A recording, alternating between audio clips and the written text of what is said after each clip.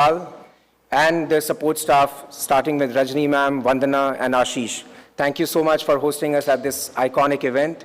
We are just blessed to have this event here. We had it last year, and we were so happy that they were able to accommodate for the next year too. So thank you so much, sir. I would also like to thank our organizing partners, Grain Ecosystem, TIE New York, you would hear from them in a bit, and our moderators and panelists. We have a very exciting event for you guys, and let's get started on it. So I had a question for you guys. So how many of you guys love spending time in nature? That's majority of the people. And that's just exactly like me, because I am a big nature enthusiast. I grew up in India, in Delhi. Delhi has, I don't know if a lot of people know that, is the oldest mountain range in Asia, Aravalli, which actually leads to a lot of biodiversity. So I was just fascinated by nature. I moved to United States in 2010, but I would go back to India every year. What I started seeing was a very disturbing trend. The greenery was going down, and the wildlife was vanishing. But come 2021, my city becomes the most polluted city in the world. And that's where I sat back in my apartment in New York, and I thought, I need to do something about it. I need to be part of the solution rather than the problem. I had to convince my wife, who's an American. We packed up our bags and moved back to India. We started Nova Sensor.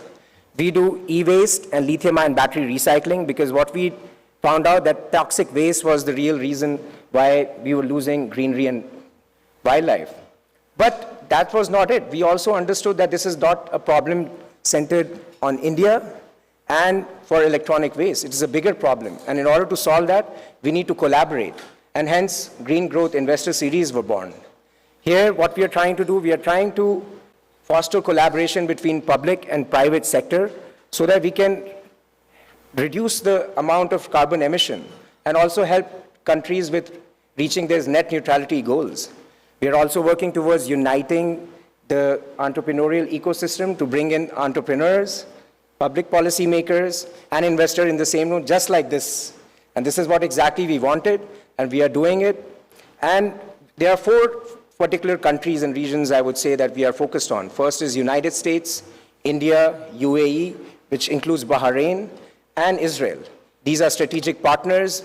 The love for their nature is there, and there's policy support. So that's what we did. So our aim is to facilitate collaboration so that we can have cross-border collaboration in technology transfer, technology implementation, and solution which would make real change. Last year, thanks to Honorable Vishal sir, we did our event, inaugural event here, where we talked about lithium-ion battery, which is the backbone of green energy, and circular economy. We were joined by a lot of thought leaders, and I'm so happy to see a lot of familiar faces who have come back to this event. So thank you so much. We have picked a very interesting topic this time, and this climate smart agriculture. Climate smart agriculture is very dear to me, and I'm not going to go into the details because we have some of the best minds and best investors and entrepreneurs in the room to talk about it. So I would keep that just to tell you guys that this is an exciting event where our aim is to ensure that by the time you step out of this room or this consulate, which is an iconic building, that we would have some kind of collaboration. I would also like to point out here that there are a bunch of people who are part of the organizing team who I met them during our last event.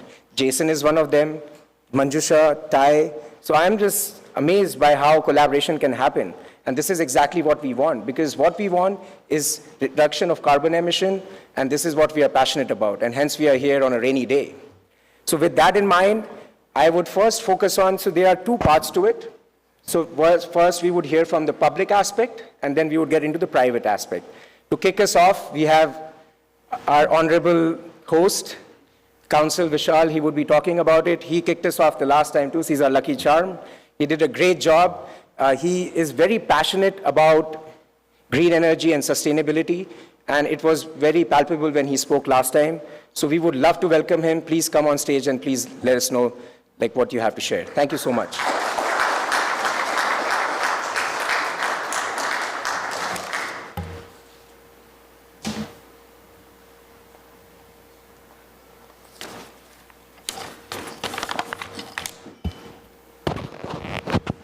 First of all, thank you so much, Asim, for your very kind words towards me.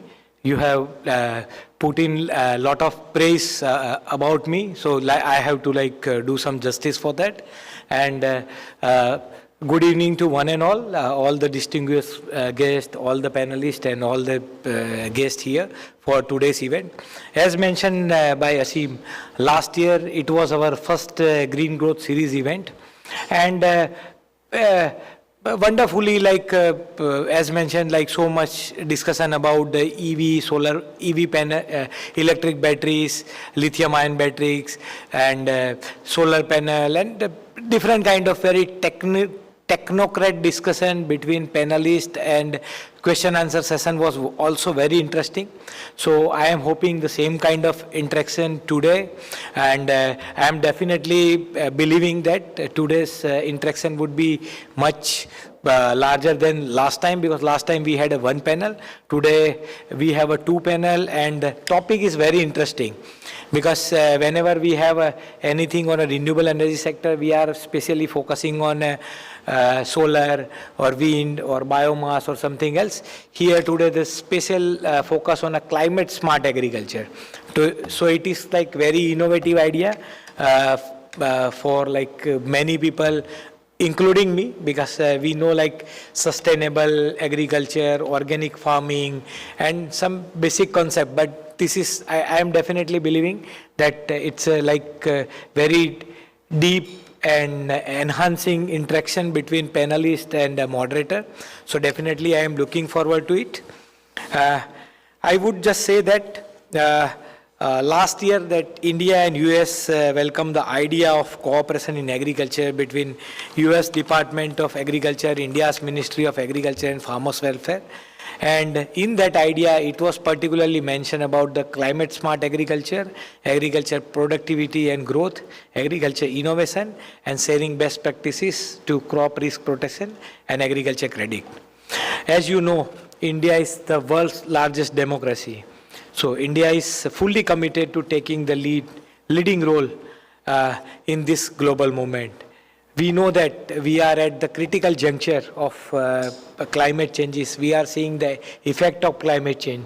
So this is not the we have to sit behind. We have to act, and we have to act fast to go ahead in mitigating the effect of climate change. This is one of the effort for that. As on date, India is the fifth largest economy in the world, and in a very few years, India will be the third largest economy in the world. To achieve this growth, green energy sector would be one of the most important sector in India's accelerating growth. India has also been deeply connected with the agriculture, with billions of people are relying on agriculture activities.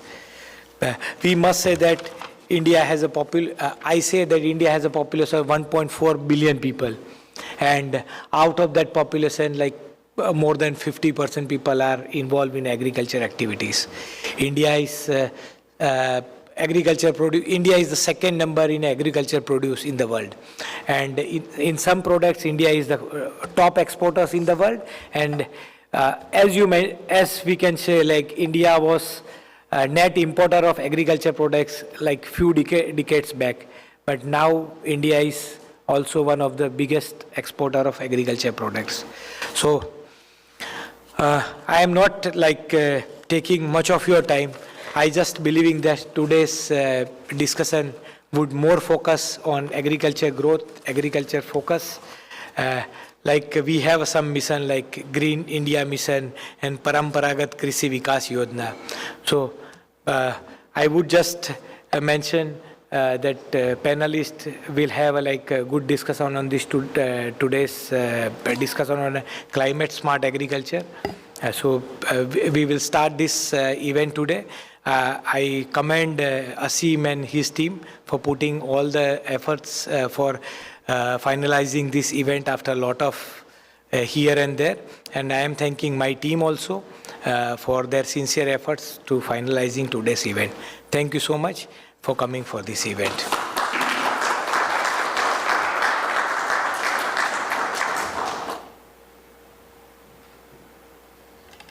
Thank you so much, sir. That was very insightful. And I would like to also point out here that living in India for past 3 years, I have seen what the administration is doing. It's very commendable under the leadership of Prime Minister Narendra Modi. So stay tuned. India is going to be the third largest economy very soon. And thanks to these guys. So next, we would move on to our second aspect of the public sector, where we have a special message from the diplomatic mission of UAE. They were supposed to be here, but it's the holy month of Ramadan, and they don't attend events after the evening because that's where they break their fast. But they were very kind enough to share a video with us which showcases that how UAE is so committed to climate change and net neutrality. They have put together a very aggressive goal of being net neutral by 2050. I was in UAE just a month ago, and what I saw was commendable. What I saw was that there was inclusion of women in the parliament. I saw women running some of the biggest sovereign funds, and also very important thing which struck me was that how people cared about the environment. Being a country right next to the sea where they have reclaimed a lot of land from the sea, they are very interested in ensuring that their future is intact for them. I saw a lot of electric cars in UAE, which didn't make any sense since they have oil under their feet, but that's what I saw. Like you can call Uber and most of them are electric cars. So one thing, I would let the video roll in a bit, but we would also like to extend a warm welcome to Dimitris here, who represents Bahrain. I also had the opportunity to visit Bahrain. Amazing country. Such hospitality and warmth is as if I was in my home country, India. Again, a country which values green growth a lot. And he represents the Economic Development Board, where the Crown Prince is the chairman, so that helps a lot. So if you guys are interested in working in any of these two countries, please let me know. We have connections there, so we can introduce you to the right ministries so that you can get started. The policy framework is in there, the policy support is there, and it's stemming from the top down. So I'll let the video roll.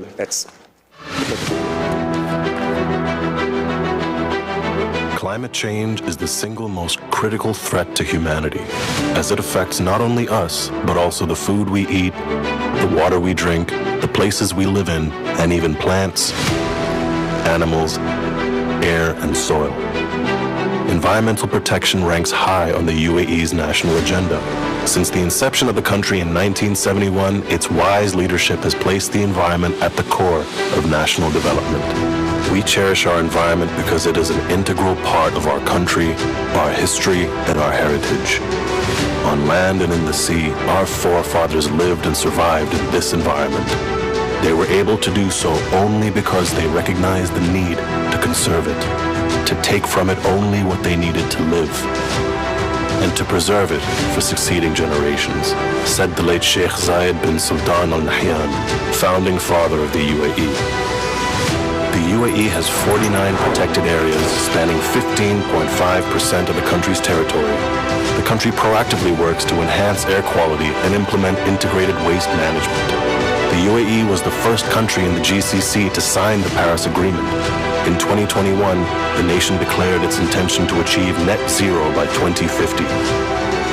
The UAE is determined to walk the talk and has taken decisive measures to achieve this, including forming the UAE Climate Action Council and launching the National Dialogue for Climate Ambition. The UAE set up a dedicated team to design its long-term, low-carbon development strategy, comprising representatives of the government, municipalities, and youth.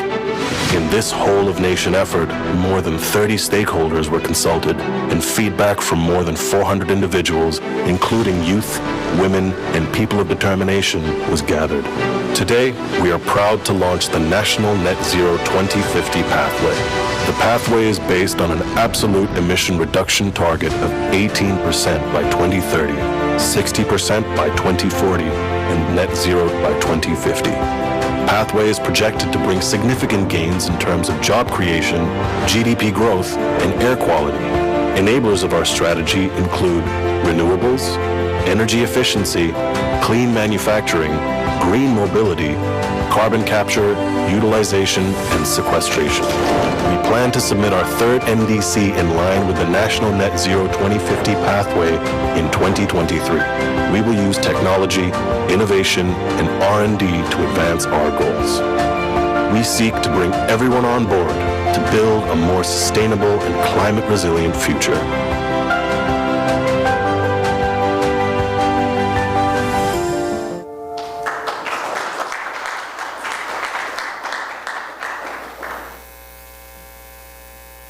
I hope you guys found that impressive, right? Like, it's amazing the work they are doing.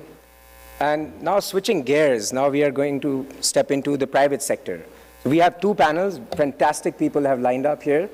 We would start with some of the sharpest investors in this space, and the moderation would be done by Kat. So Kat has 20 years of experience. So of all the organizing team here, she is a professional. So we are looking forward to hearing her. She is the one who started the climate desk at CNBC. She has been covering this field for almost 20 years. She's a senior science and economic correspondent at Cipher News.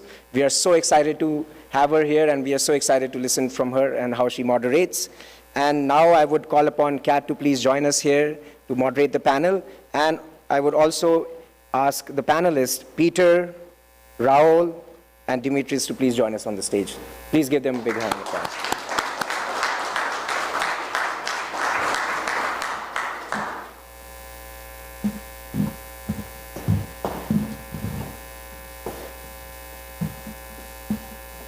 So while these guys are getting seated, I forgot to mention one thing. The panel would run for 40 minutes. The first 30 minutes would be discussion, and the last 10 minutes would be open for questions. One small note, since we are at the consulate, please keep your political questions for the dinner and drinks afterwards. Thank you.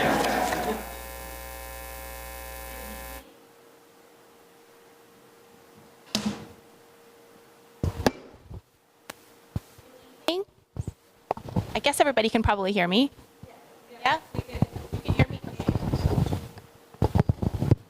Okay. Okay.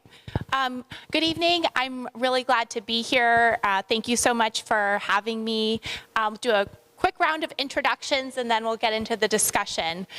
Just a brief little elevator pitch intro of myself. I'm Kat. I've been a journalist for 20 years. I cover climate tech and innovation specifically for the last probably 6, 7 years, 8 years. And currently I'm the senior science and economics correspondent for Cipher News. We're a small publication, small but mighty.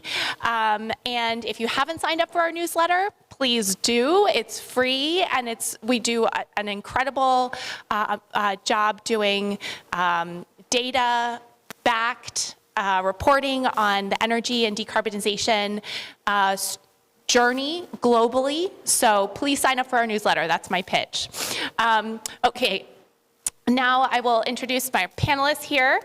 So first, but I did want to give one little bit of information to set the stage for this conversation, right? So we're talking about decarbonization of climate, of agriculture and industrial processes. Most of actually what I spend my time reporting on is the energy and electricity sector. So this is going to be a learning opportunity for me. I've already enjoyed learning from my panelists here, and in preparing for this panel, and I'm looking forward to learning even more. But I think electricity gets a lot of the focus in a decarbonization conversation, but agriculture and farming practices also do have a significant amount of greenhouse gas emissions associated with them. So there's a little bit of variability depending on the source that you pick. So here's one source, but as I said, kind of a little bit of variability depending on the source that you pick. But Our World in Data, I looked up their data today, and they said that the agriculture, forestry, and land use contributes about 18.4% of global greenhouse gas emissions. I was talking with Peter earlier, and maybe those numbers can be argued one way or the other, but suffice it to say that there are significant amounts of emissions associated with agriculture and land use. And so while it may be, I haven't learned as much about it yet, I'm excited to learn about it here and with our panelists. So first, just to give you a sense of who we have here, this is Peter Fusaro, first to my left, and he has been involved in energy and environmental issues since Earth Day in 1970. So he is a long expert in this area. He has written more than a dozen, I think he said 17 books, one of them is New York Times bestseller, on energy and the environment, and he is the founder of the Wall Street Green Summit. He was a professor at Columbia University, where he created and taught a course on renewable energy and project finance. So that's just the first third of his bio. He's really experienced and brings a lot to the table. Rahul Mehra is next, and he is currently a managing partner at Caplac Ventures, which is a venture capital firm split between New York City and Copenhagen.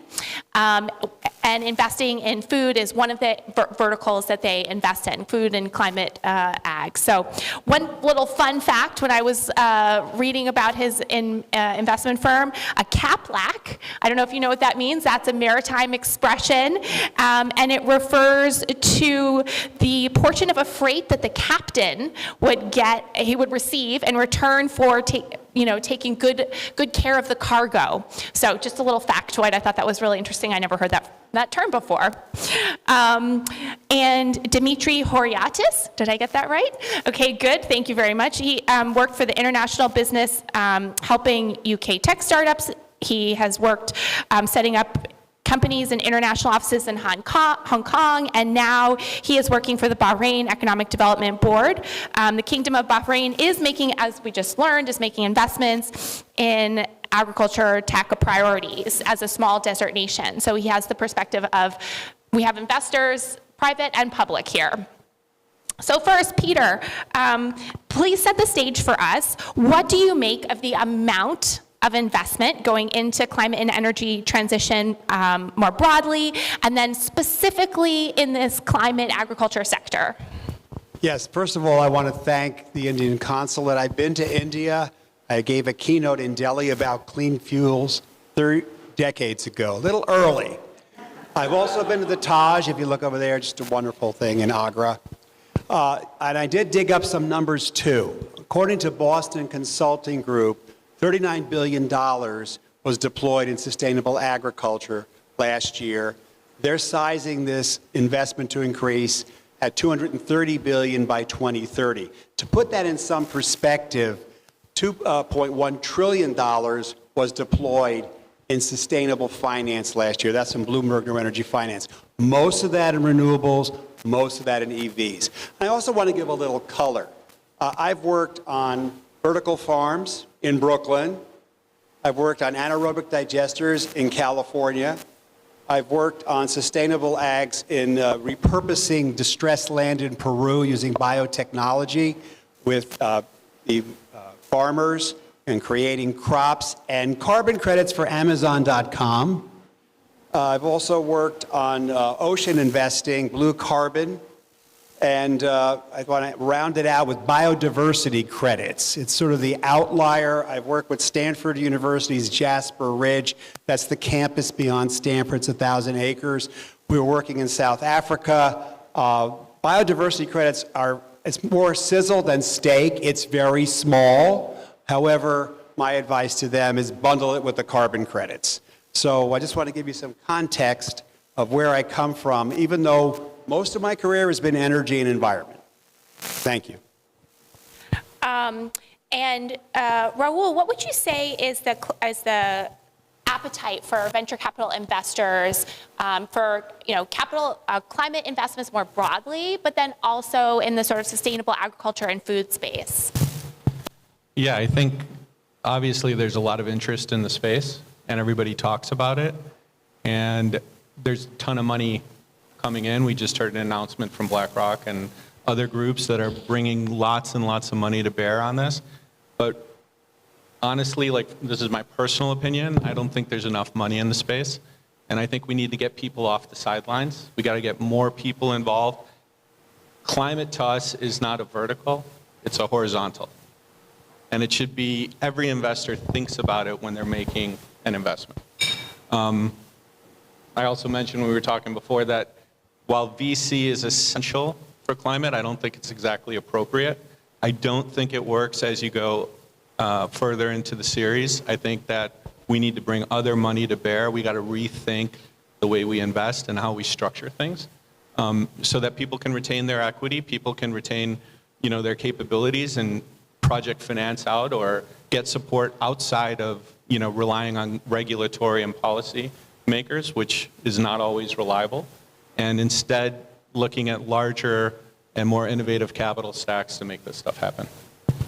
You work for your venture capital firm is split between the United States and Copenhagen. Would you say that there's a difference in the appetite of investors in the U.S. versus Europe right now? Yeah, I mean, the fact of the matter is, so when we think about climate, Denmark is the thought leader, or the Nordics are thought leaders. Denmark is a thought leader on waste to value, I would say. And I would say that because of the underlying social nets and the way that they're kind of structured, the way foundations, a lot of their largest companies are actually foundation owned. What does that mean? Just in case people don't know. So it means that, Myself included. yeah, so it means that, for example, the largest shareholder in a lot of the largest companies in Denmark are actually foundations that were created by the family in order to then give back to the country and use the business as an engine for supporting innovation and supporting the economy. Okay? And so when they think about business decisions, they're not necessarily exclusively about the profit motive, although that's essential. And if you look at Novo Nordisk, I mean, they're doing a good job of that.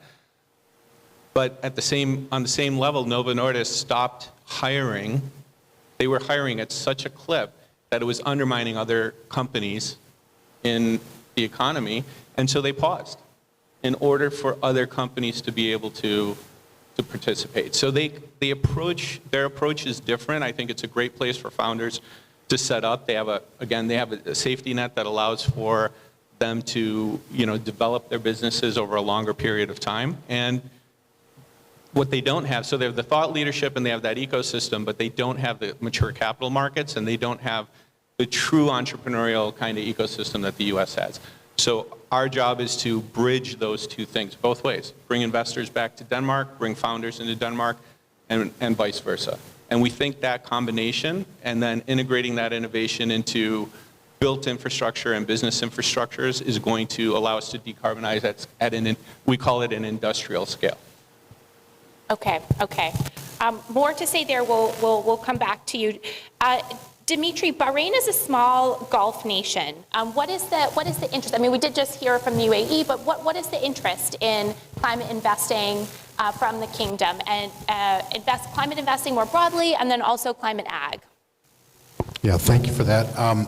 So I would say that in terms of the climate investing for Bahrain, we're obviously an oil-producing country, and so we're very thoughtful of that because we want to make sure that we're also doing our part to contribute to the sustainability of the planet.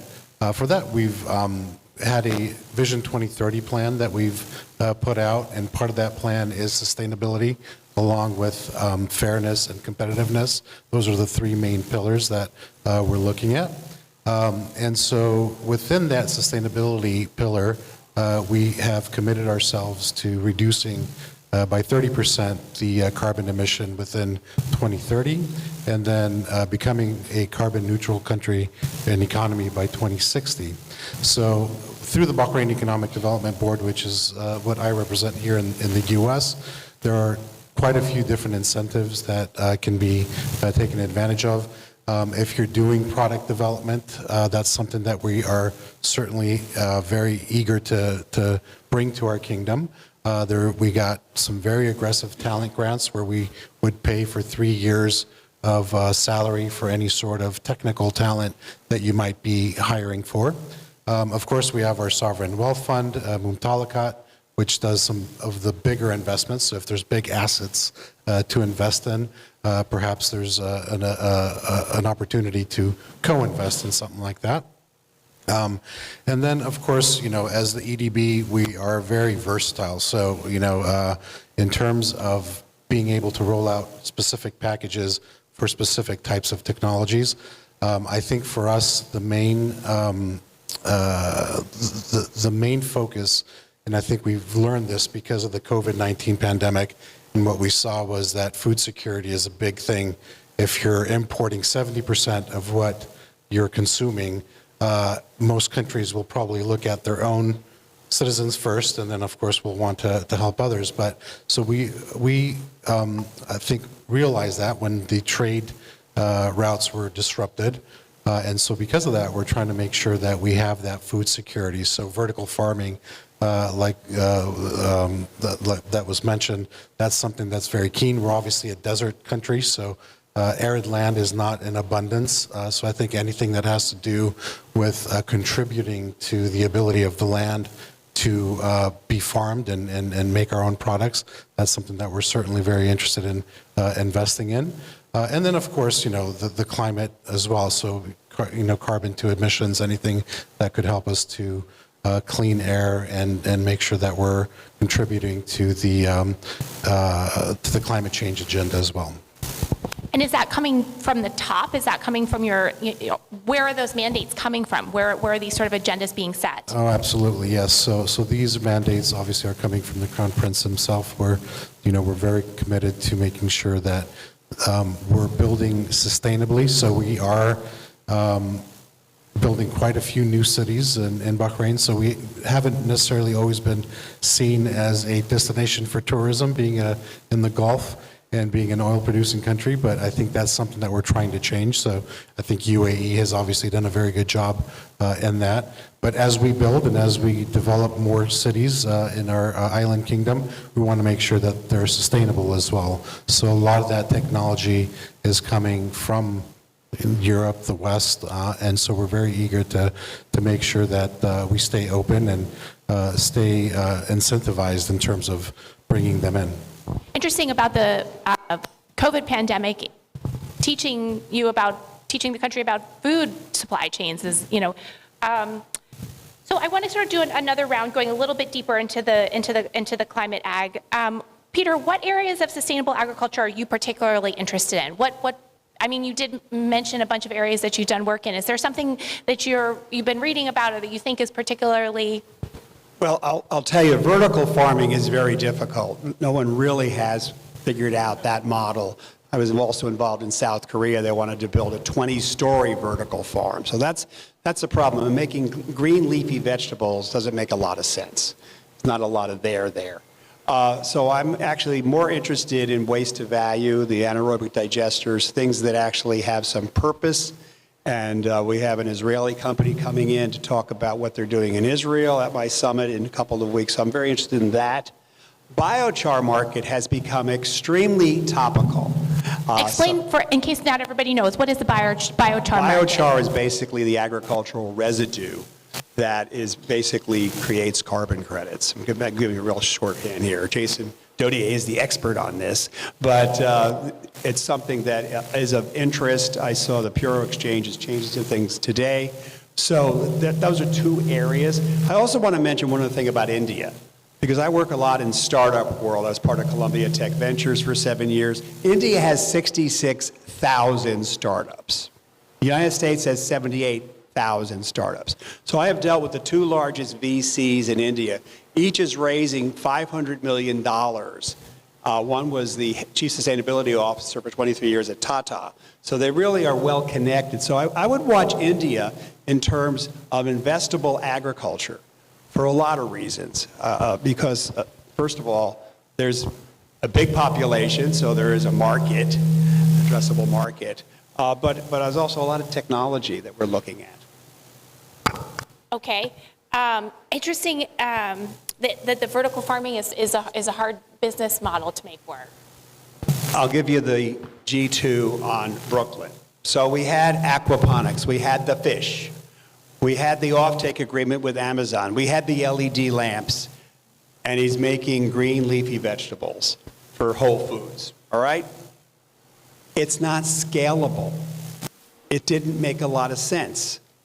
I think what's going to make sense as climate change gets worse, as we see more deforestation, more fires, more droughts, and I've worked on climate change for 35 years, and the science is worse than you can imagine. I think then vertical farming will have a step up. But right now, it has not worked as a viable business. There have been 3-4 rounds of funding for AeroFarms and others, for Plenty. They've not worked. One other thing I was going to ask you again about is that you mentioned before that there is a lot of interest in, I mean, we're here in the India Consulate General, that there's a lot of interest in India in sustainable agriculture. Say a bit more about what you observe there. Well, in India, I work with an NGO. It's a little different. We wanted to help people. In India, 300 million people were not connected to the grid, okay?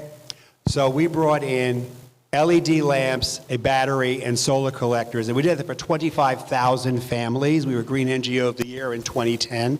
I went to Khosla Ventures, we all know Vinod Khosla, and I said, this is what we're doing in India, we like to scale. And this is their first question: what's their energy demand? They're not connected to the grid. They're at the bottom of the pyramid. So there's a disconnect that, people don't realize that 1.3 billion people don't have electric power on this planet. And so to me, sustainable agriculture, and if there are not just no-till farming, but other methodologies that can be implemented and scaled. And look, I'm 74 years old. I'm interested in scale. I'm not interested in piddling little stuff that doesn't get the job done. I mean, we have a real problem. The house is on fire, the planet's on fire, and we look at it. And we do a documentary. I've done a documentary with the Norwegians.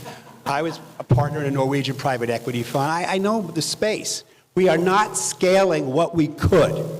And I gave you the number, 2.1 trillion, from a very reliable source, Bloomberg New Energy Finance. We should be doing 7, 8, 9 trillion a year. And my holy trinity is energy, food, and water, which are the world's largest businesses. We are not scaling. The money is there. And forget inside the Beltway, that money is not that much. Okay? The IRA did not deploy $400 billion. Okay? Even though people think it did. It just did not. And I know Jigar Straw for a long time. So we need the private sector, impact investors, fund managers, family offices, et cetera, to scale technology faster. And there's nothing wrong with fast failure, but we really need to move the needle. We have not. And I've worked on climate change, as I mentioned, 35 years.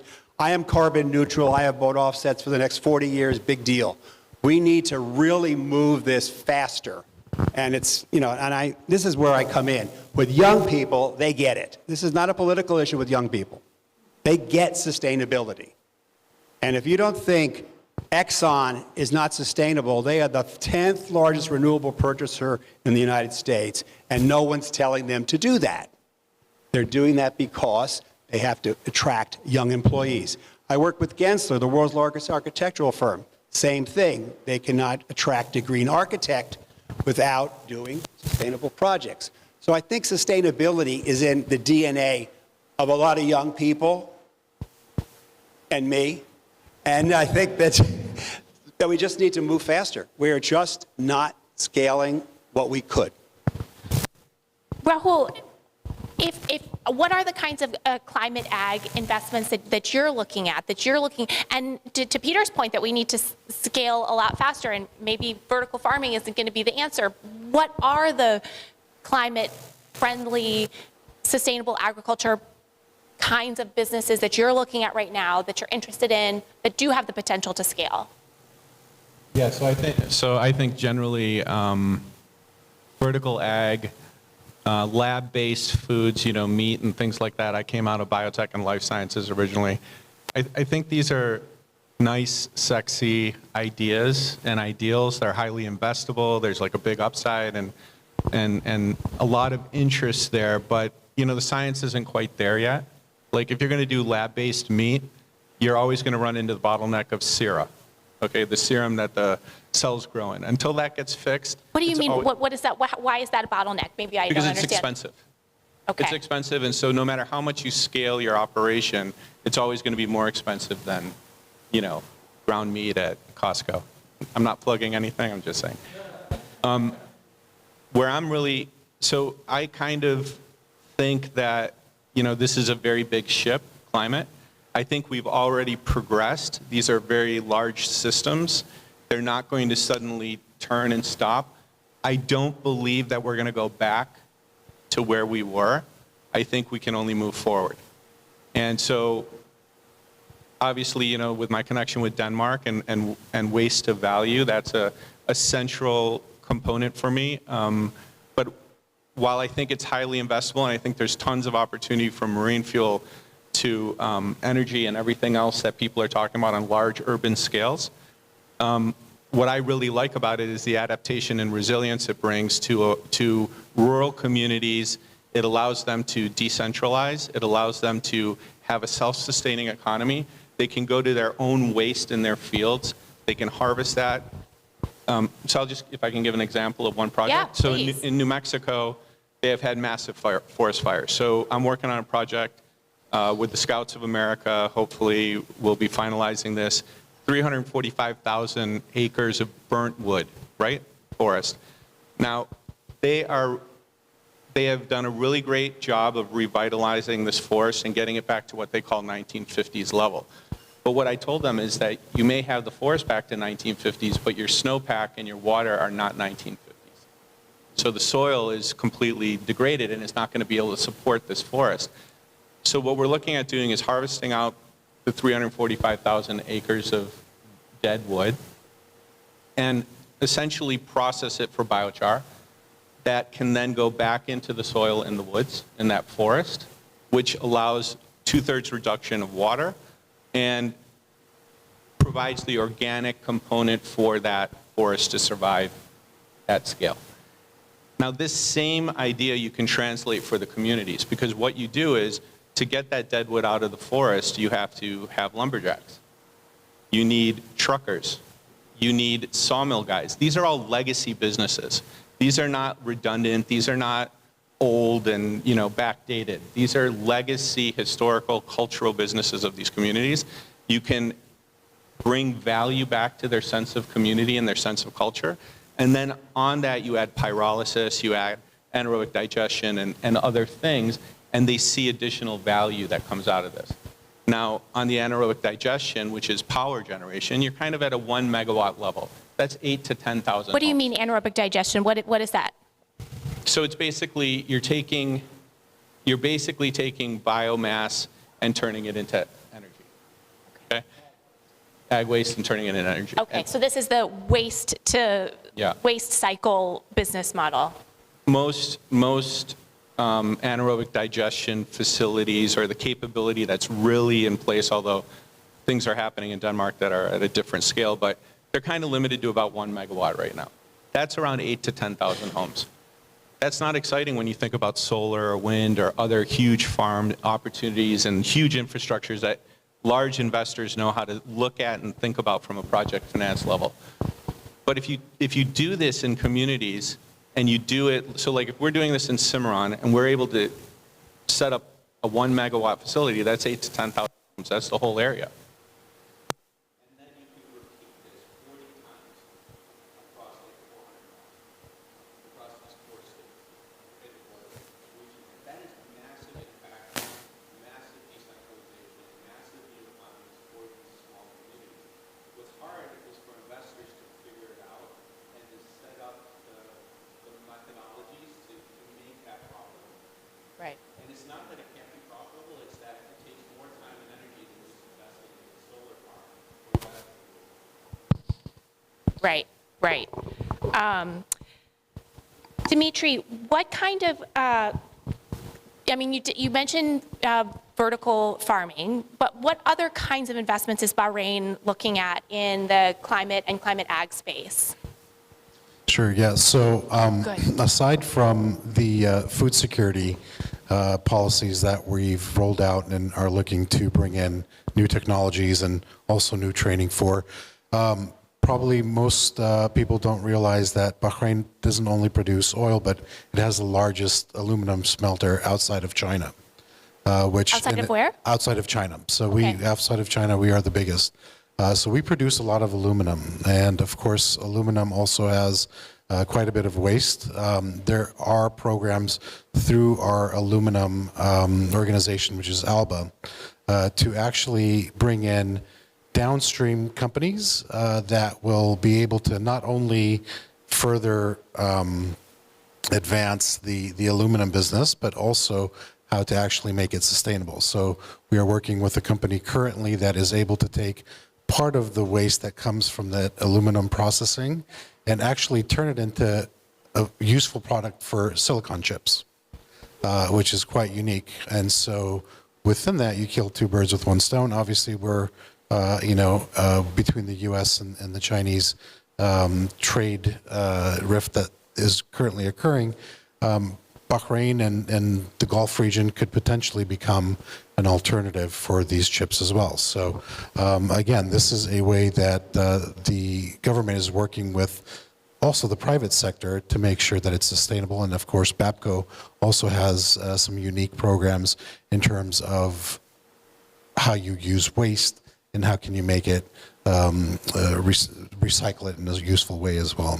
And so, of course, all these type of programs, depending on what you're bringing to the country, we can always figure out ways to make that enticing and make sure that it works financially as well. Okay, so any particular like agriculture or climate agriculture project you might want to mention? Climate agriculture projects, I think, again, we've done some of the vertical farming. We're not quite experts in it. We're still trying to figure out what is the best technologies to bring in to the country. So I can't say that one is more than the other. We're just kind of really looking at what the technologies have to offer in terms of our region and what our necessities are. But again, vertical farming is one that we're actually trying to attract to the country, even though I guess it's not the best way to do it. But perhaps we'll find some more But offers to maybe be- there's a demand because of the environment, right? So maybe it's a different sort of market, right? So Peter, if we need to get so much more private capital into the, off the sidelines and into this space, how do we do that? Where is it coming from? And not only sort of, you're talking about larger companies, but I'm also curious geographically, where do you see this investment coming from? Okay, my focus is mostly on strategic investors. Who are they? Big oil companies, big utilities, big ag companies. They have global footprint, they have real resources, and they are entrepreneurial. So they will buy startups. So what we have are what I call technology scouts, that people go out to look at the new technology companies. In New York City, we have accelerators and incubators like you would not believe. We have a whole ecosystem here.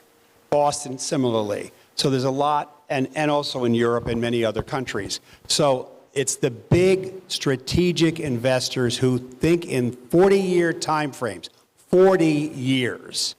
They're the ones with the deep pockets. Venture is difficult. Family offices have always been the first movers, always been the first movers. Sovereign wealth, and I've dealt with Temasek and the Saudis and the UAE, it's difficult, to be blunt, and they're slow.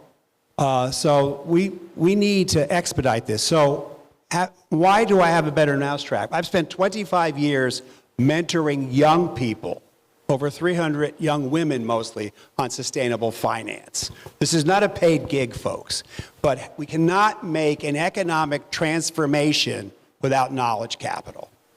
And I firmly believe that, and that's where we have to move.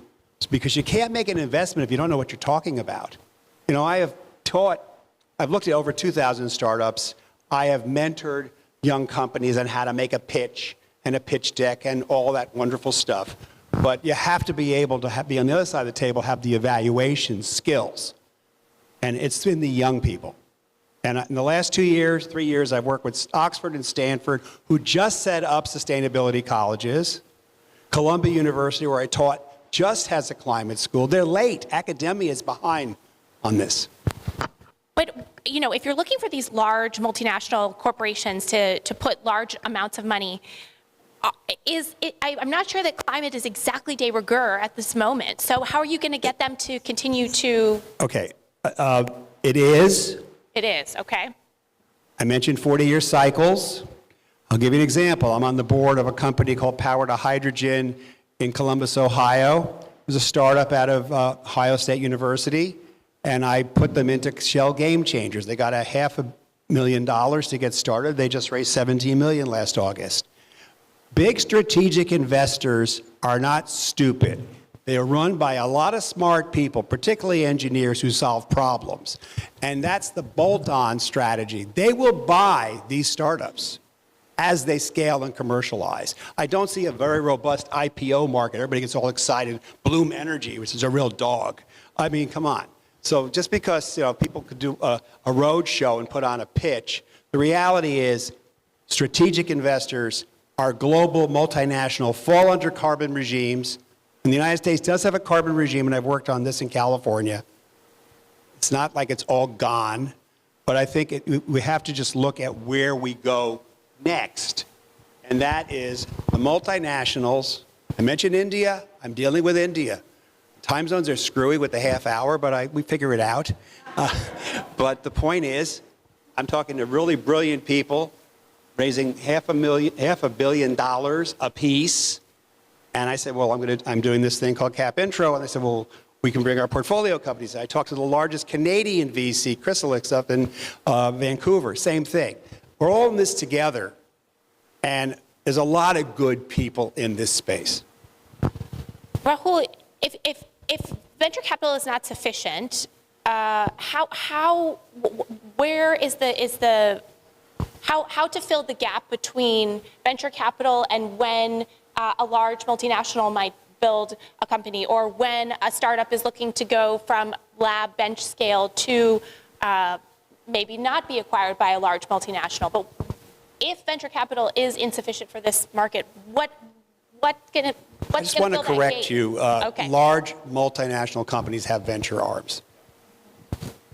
Okay. But I'm sorry, what did I said something that was incorrect. Yeah. What did I say? Said that venture is not sufficient to do that. You understand there are Oh. venture arms of multinational companies like Chevron Ventures. Right. Or Siemens. Corporate et venture cetera. capital, right, okay. So If venture capital standard venture is kind of looking for the hockey stick. They're looking for, a very low seed round. They're looking to have a big shotgun approach and come up with a unicorn. Corporate venture is more focused on their supply chain. They're looking for things that will integrate into their businesses. So they're more thoughtful maybe about, I'm not saying they're smarter, I'm just saying they're more thoughtful about where they're trying to invest. Our strategy is really to look for companies that are ready to scale and commercialize. And so that could be a pre-seed SaaS company, or that could be a Series C, ag, regen ag, carbon credit related organization, real examples. But both of them are at different stages, but they're both now ready to kind of do that commercialization and scale.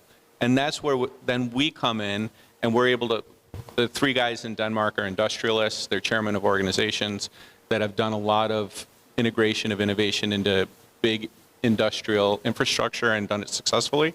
And on this side, we've got, guys who have been heads of external innovation ecosystem for large companies. So we have that expertise, we believe, to identify companies through our diligence process that are ready to integrate into big business and big built infrastructure. And if we present those opportunities, we take that opportunity to invest so that we can ride the upside of that integration. So what I'm answering your question is, if they have access to opportunities and they can enter into these agreements and commercialize at scale, that is going to alleviate their need to raise a lot of additional venture. Additionally, I think founders in climate need to see themselves as project developers. So you need to learn that. That's another aspect to this. Like, learn how to be a project developer.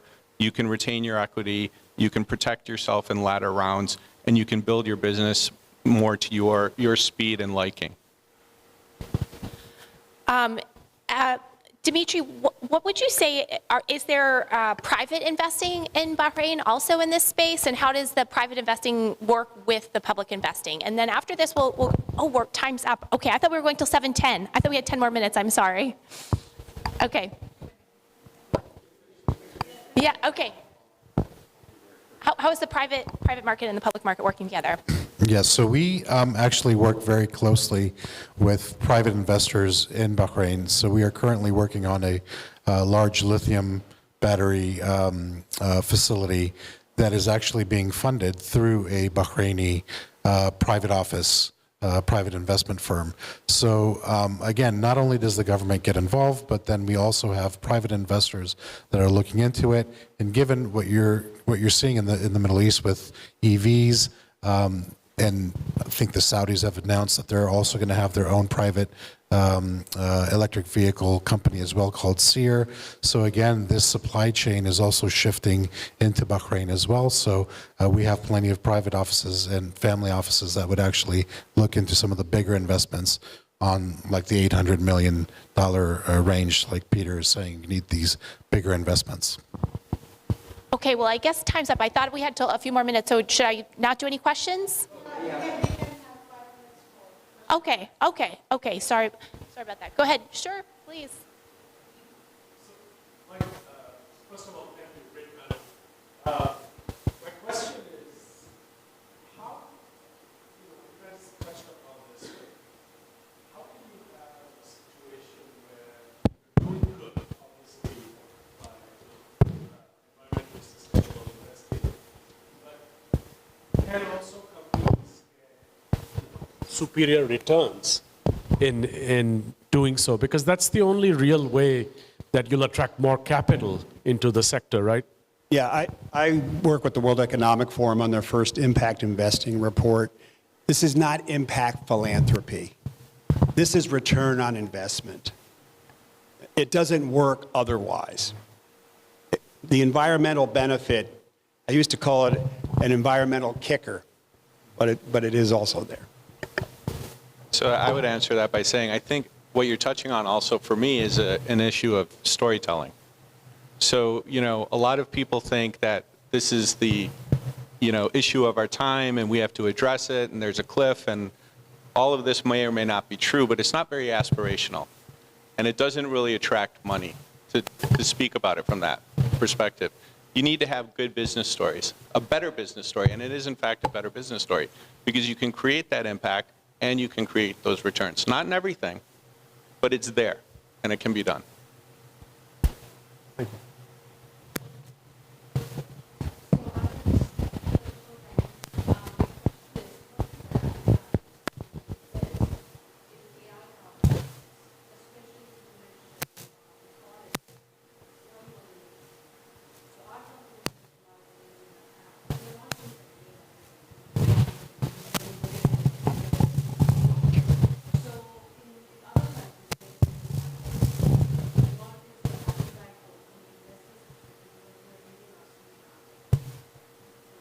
Well, there's tremendous appetite and deployment in AI in energy, on the grid, on satellite data monitoring, on AI for microgrids, for example. So this is a big data, large language model play. And one thing in the sector I work, energy, is full of data. It is very data-centric.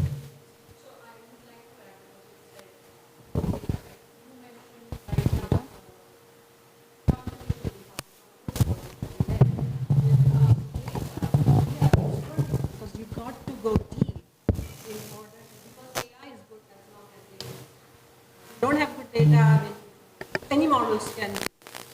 So here, I can speak for us. We are developing those models. Oh, I'm sorry. So we are developing those models.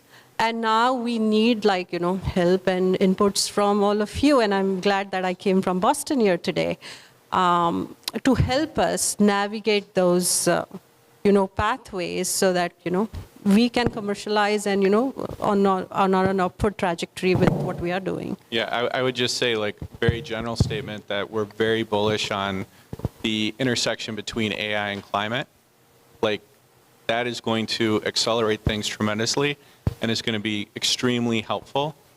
I would say that the way I think about it is that now if everybody has access to all information and can utilize it because they've got your products to work with, you know, AI to work with, it's going to be about dot connecting. And it's going to be about the people interfacing it.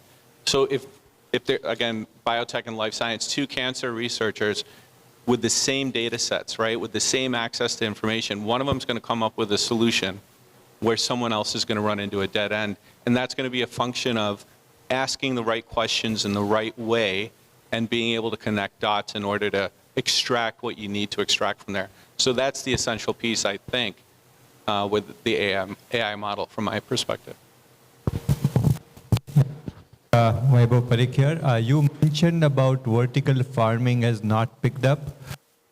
Just wondered if you can go a little deeper on saying why vertical farming has not picked up, because, and what is the prognosis of attracting dollars for vertical farming in future? Because what I have heard is that vertical farming other will become critical since we don't have enough land to do to feed the world. So, you know, if you talk a little bit on more vertical farming, the challenges which you mentioned, why it didn't do well. Peter, but I think the question, if I'm understanding correctly, I think the question is, can you explain why you think vertical farming hasn't picked up Yeah, in the way? That's correct. Is that correct? That's Yeah. correct, yes. Okay, I'll reiterate. Growing green leafy vegetables, which aren't particularly expensive, is not really a high-value product. Okay, and they all did this, by the way. Plenty, Arrow Farms, the one I worked with called Eden Works over in Brooklyn. They had the offtake agreements, but they didn't make money doing this. My own opinion is, I think as climate gets worse, which it is, we blew through 1.5 degrees C last year, then it's going to become very important to start looking at vertical agriculture as a way for sustenance for the planet. But right now, I haven't found a model that really works. I would also add to that I think maybe it's also where you're actually doing the vertical farming, right? Because if you're doing it next to land that is arable and you can grow whatever you would like, it's kind of, well, why would I do it this way if I don't have to? But for desert countries, again, that might actually be a geographical question versus just being, is it profitable globally? So it might be profitable in certain sections, but it might not be profitable globally. Okay, I'm getting a second time's up. Oh, more questions, but I'm getting a time's up sign. One final?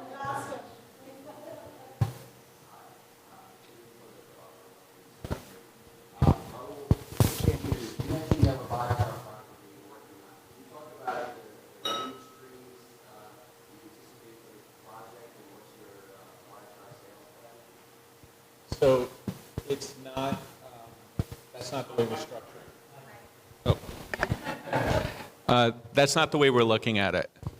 We're actually looking, so what we've seen in the US or internationally is that one of the biggest impediments for biochar and related activities is access to feedstock, right? So if you don't have proper access to feedstock, you have a limitation on how much you can scale and what you can do with it. What we think we have with this opportunity is a method to jumpstart something. There's a ton of feedstock available there. Jumpstart something that then allows us to integrate other companies that we work with at a VC basis and give them an opportunity to build out their innovation based on this feedstock and this supply, right? So this supply allows us to bring in a variety of biochar-related or tangential companies to work on innovation and prove out their model. And concurrently with that is creating a localized economy that the state of New Mexico is interested in supporting. So the basis of it is biochar investable? We believe it is. We believe that there are technologies related to it that rely on it that are going to continue to improve and succeed. You know, one of my partners was the chairman of Maersk. They invested into a marine fuel company that we continue to work with today. That comes from bio-waste. And so what we're really looking to do is utilize that large sovereign fund that exists in New Mexico, their interest to look at the energy transition and to scale and support rural economies. So because we have all of those pieces together, this becomes something that's economically viable. And we think that'll prove out the model. Okay. Thank you guys so much. I really appreciate all of my panelists here.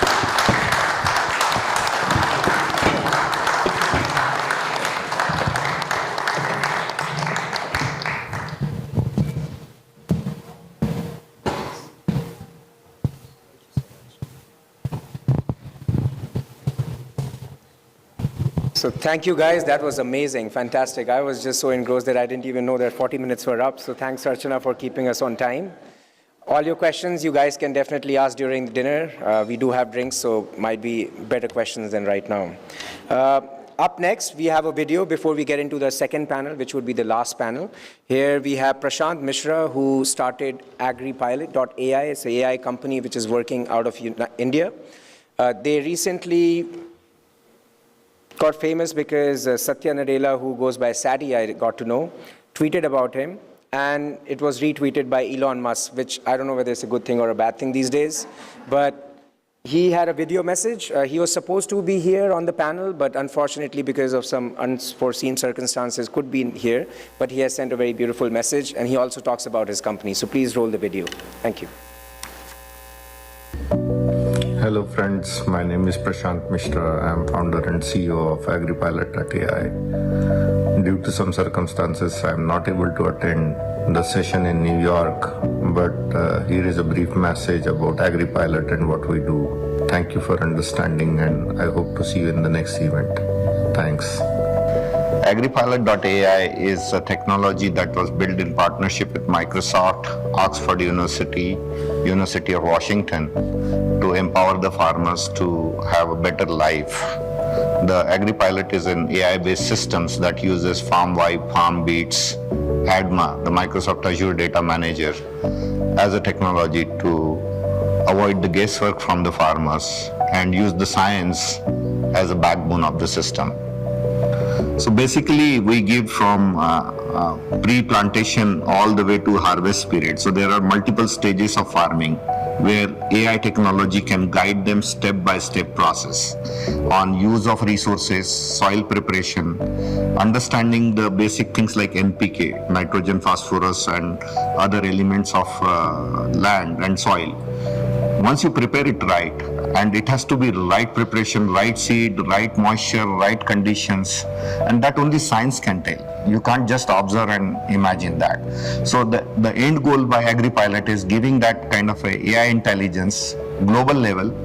We have looked at the data, which is like 30, 40 years patterns, and AI is able to sort of conclude reasonably well on the ground truth. So we mix the ground truth and the AI data to come up with like a real situation step by step for all the 9 stages. AgriPilot.ai with Microsoft Research and Microsoft Technologies in ADT Baramati is able to achieve 3 significant things which I want to talk about. Number 1, we are able to grow a sugarcane which is 20 to 40 feet tall using the AI technology, which was not possible at all. Second use case scenario that we saw here is we are able to grow exotic vegetables in greenhouses that India used to import a lot, like kale, strawberry, and a lot of green leafy vegetables. These farmers are able to send those vegetables to 5-star hotels right growing from here, which is increasing their revenue almost 15 times compared to what they used to grow. And number 3 is we are using grafting technology where they are able to grow 2 dozens of tomato on the plant where brinjal is at the bottom. So it's called as bromato. Brinjal at the bottom, tomato on the top. And second technology is Pomato, where we are able to grow underground potato and tomatoes on the top. So these are the three significant things. Without AI, it would not have been possible, which is helping us to not only increase the yield, farmers' wealth, but also it's a wonderful showcase of AI, Microsoft Research and AI that is out there.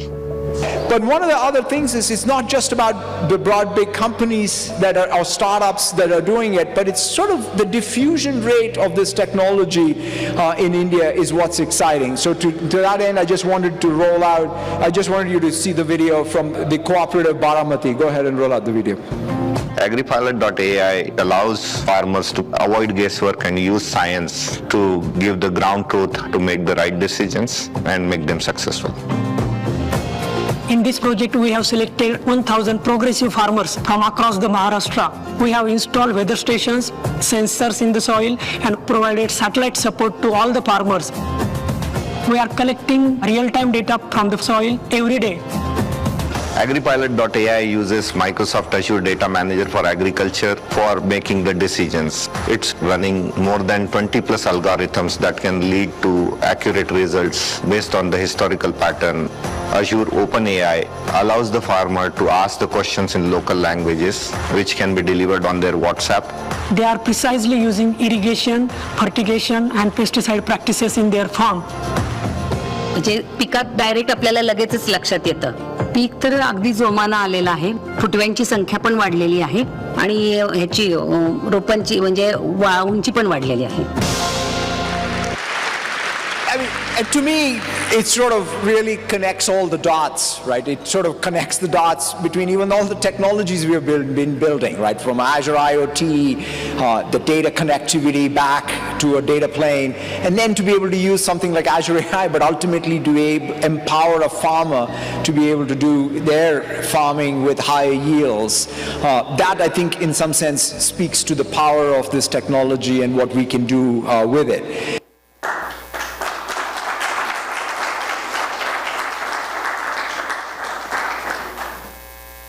That is truly fantastic what they are doing with AI, and I'm so glad that he was able to send this video, so thanks to that, and we wish him all the best. So moving on to our last panel for the evening, and I'm really excited about it because it's entrepreneurs, and which what I am, so I'm a little bit biased here. To run this panel, we have none other than Jason Dodier, a very good friend of mine. If networking was a sport, he would be winning a gold medal. The guy is just amazing, the energy is infectious, and your guys are in for a treat. We have also brought in people who are working in this field for a very long time in different fields. So he would be running the panel with Daniela, David, and Alex. So please guys come over. Thank you.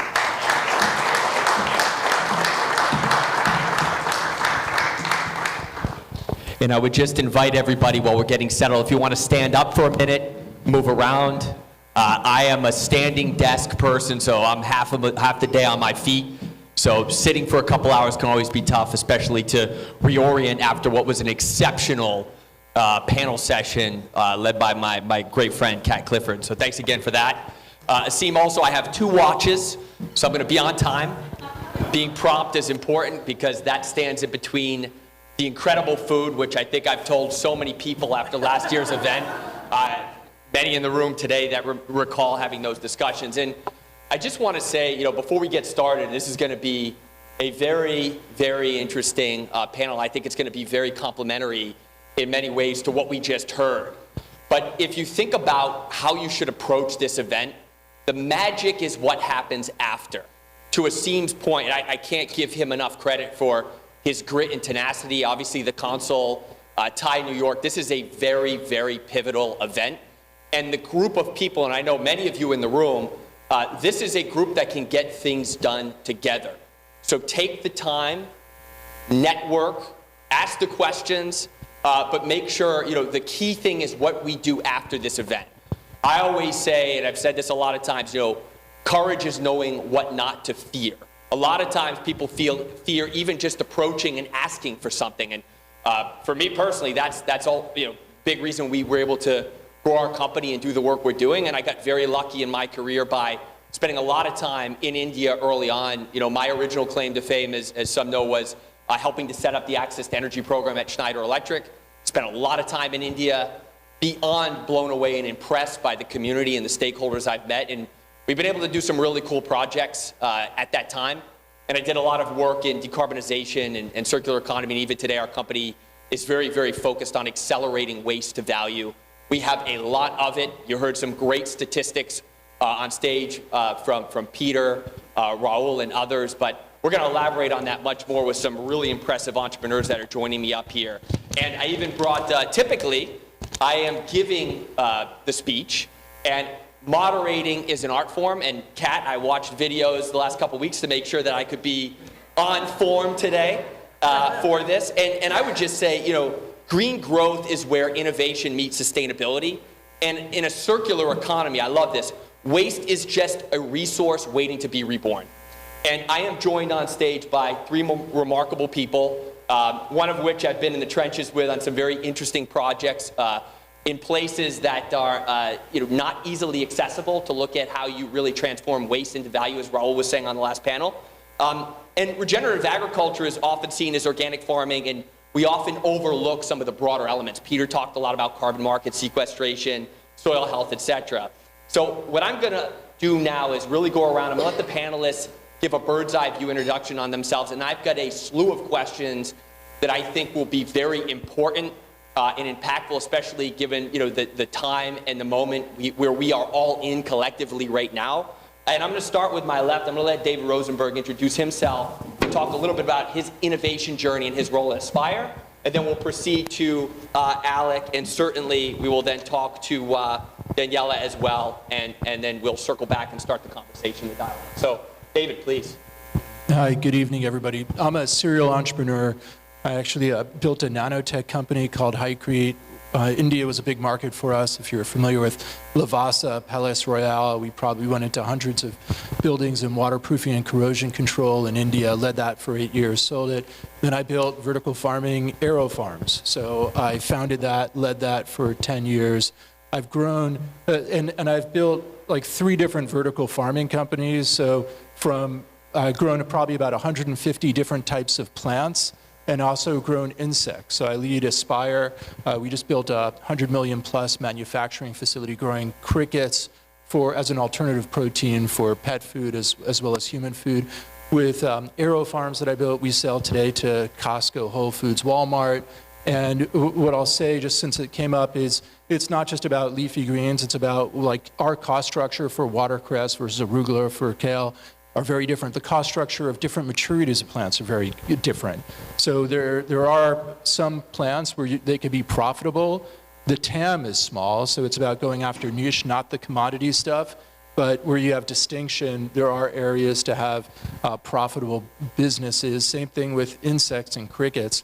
And I have a small vertical farming company called Inspired that's actually about childhood nutrition and get kids to grow plants in their schools. I'm also chairman of the board of Every. So here, precision fermentation, we develop eggs, not through chickens, but through precision fermentation yeast, glucose, and making it that way chemically the same as eggs or eggs whites, but through precision fermentation. And I'm also an investor. So Bahrain, this is actually a fund sponsored by the Royal Group out of the UAE. We've invested about 200 million over the last year, mostly in Israeli deep tech. So it's actually the first Arab fund investing directly in Israeli entrepreneurship. I'm the US partner. We have 4 partners, and we invest in the US, but mostly in Israel, and not just ag tech, but deep tech all around, and I'm very excited to be part of that technology ecosystem that's just fantastic. With Aspire and insects, it's challenging. So we just built a facility 6 stories high, 150,000 square feet, and it's about like all these problems that scale that are very different, like how do you get the crickets not to eat each other? So the problems are wild, and this whole space is challenging, but it is a big part of the future. Good evening, everyone. I'm very pleased to be part of this panel. I usually spend my time with Jason talking about biochar, but when this opportunity came up to talk about sustainable agriculture, I completely jumped on it. One of my projects that I invested in India is an alternate wetting and drying project and very close to my heart. So I've basically spent the last 9 years in carbon and energy transition. The last 4 years was carbon streaming, where I led investment into all sorts of carbon reduction and removal projects. Most notably, a $20 million investment in a large cook stove and water filtration portfolio in sub-Saharan Africa that is deploying 2.5 million cook stoves and generating millions of credits. Some of them are now CORSIA or have received Article 6 authorization in for our Tanzania project and are soon to be CORSIA eligible. Also, working with Jason on our two biochar investments in the United States. But the project that's probably the closest to my heart is our $2.4 million investment in an alternate wetting and drying sustainable rice production project where we partnered with Core Carbon X, a leading Indian carbon project developer that is enrolling basically implementing the project over 62,000 hectares, enrolling tens of thousands of farmers in the program. I will go into more details on that project, but it's fantastic in terms of what India offers, in terms of the caliber of developers, the technologies that they're offering, and the scalability of projects such as AWD. Thank you. Hi, everyone. My name is Daniela Kandel. I'm the founder and CEO of the Evergreen Innovation Platform.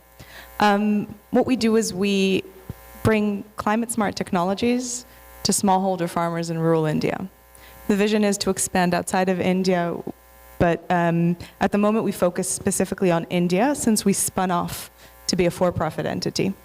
I feel especially privileged to be here because we have a catalytic model in itself and a pipeline approach to bring companies to be investable in the space of smallholder farmers, to create the evidence and the right commercial circumstances and the right commercial model, to be fair, for those companies to sell to smallholder farmers so that we no longer rely as much on purely philanthropic efforts that work in this market.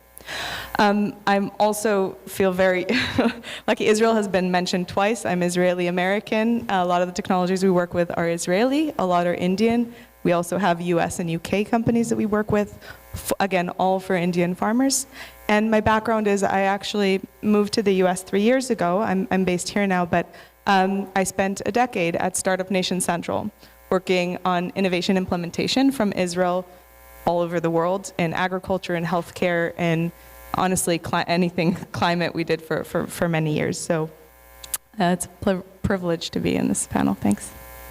Thank you all. As we can see, the few that feed the many are at the center of this conversation. It's very, very pivotal that we get these perspectives and figure out that closed loop cycle. And I'm going to kick off a question that folks like Daniela, myself, and Asim, and all the other founders in the room probably think about all the time is two things, David, on your side. One, when you look at startups, particularly startups that are trying to transform regenerative ag and food ecosystem, first, what are some of the key trends?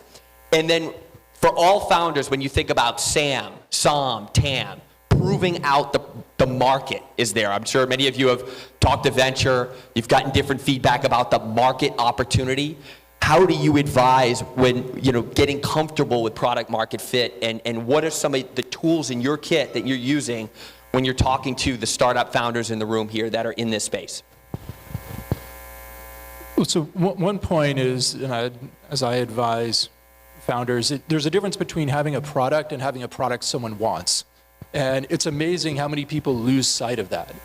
So if there's a product people want, you have to ask, what's our value proposition? Is it a pricing value proposition? Is it a cost value proposition? There's like better, faster, cheaper. Are you one of those, a few of those? And what is it? And then what's the unit economics? So both as an investor and an operator, looking to see what's the unit economics at what TAM and what's been proven and what's been proven at scale, those are all elements, and just being intellectually honest at what are the key milestones of success, and how do you prove that milestone success? And you don't change it, you don't do it all at once. Like crickets at Aspire, we had some challenges of cannibalism. Like, we didn't realize that was a thing. When we built something that was 30 times bigger than anyone's ever built before, it's hard to see a few steps ahead and understanding what problems you have to solve, and making sure you're paired with investors that are patient and understand that this is not an easy road, and be intellectually honest of what you've proven and what you haven't proven. In terms of trends, it's a great time to be an entrepreneur because there are enablers, like with every genetic sequencing. So here we genetically sequenced an egg. And whether it's AI or genetic sequencing, that unlocks all these different opportunities around ag tech. With AeroFarms, my investment thesis when I founded this like 15 years ago, it was around LEDs, light emitting diodes, like what optimizes photosynthesis. It's not like if there's energy hogs in yellow spectrum, there's meaningful economics to strip it out. And to your point, it's about where you build it. So if the cost of energy is 2 cents a kilowatt hour versus New York 15 cents a kilowatt hour versus I built a facility in Virginia that's 7.5 cents a kilowatt hour, it changes. If you go to India and you have labor that's whatever it is in India versus $15 an hour, then what's the CapEx to OpEx trend in terms of automation and maybe in robotics may be really cool, but you don't necessarily need it in some markets. So the business model in different markets for different types of, depending on the value proposition, is very different, and the devil's in the details. But whether it's robotics, genetic sequencing, LEDs, there are all these enablers, and I think a great way of looking at new businesses is looking at like AI, a new technology enabler, and understanding what industry this could have major impact in. Couple of things to unpack. David, love the insights. He mentioned Better, Faster, Cheaper, by the way, one of the best books. If you were Zooming with me, you'd see that book behind my right shoulder by Tom Steyer. It's a book that I would definitely recommend. It gives great perspective. And then one thing you hit on too, and I think a lot of founders either miss this or sometimes don't get the good fortune of aligning with investors that are really passionate. They're catalytic in nature in terms of how they invest, and they're aligned for the long term. You think about Raul, Peter, who never sleeps. I see Tom Blum in the room, who's a value investor and adds a ton of value. So there's a lot of these folks in the room, and for those of you that are founders, make sure you seek these people out and spend time with them. They want to give you that time. They're here to share knowledge, impart wisdom, and help you make reversible decisions fast and irreversible decisions deliberate. Mission critical as a startup founder. One quick point on that. Yeah. Like someone in the previous panel mentioned that project finance is really important. I agree, especially in some of these new businesses. As an entrepreneur, you got to know the finance, and you got to figure out like creative ways to structure deals to put it together. Yep, no, absolutely. And this is a good segue. I mean, a very hot topic among this community has been certainly carbon markets. It's been something I've been very bullish on, had a lot of discussions on it this past year. Alec is somebody who's been at the forefront of really accelerating that market and bringing innovation to that market, particularly with something called the Carbon Streaming Agreement. Alec, you share a little bit more your perspective on the innovations in carbon markets, some of the work that you've done, and really what is the ethos of a carbon streaming contract and how to fund these projects, to David's point, leveraging that capital. Yeah, sure. I mean, basically, streaming is a form of commodity-denominated financing that we've adapted from mining and energy space for carbon in order to provide long-term capital to project developers and secure long-term access to carbon credits that we could sell to corporates and governments, and also generate an attractive return from that upfront investment that we're making. You know, the basic components of a stream investment involves one, upfront consideration.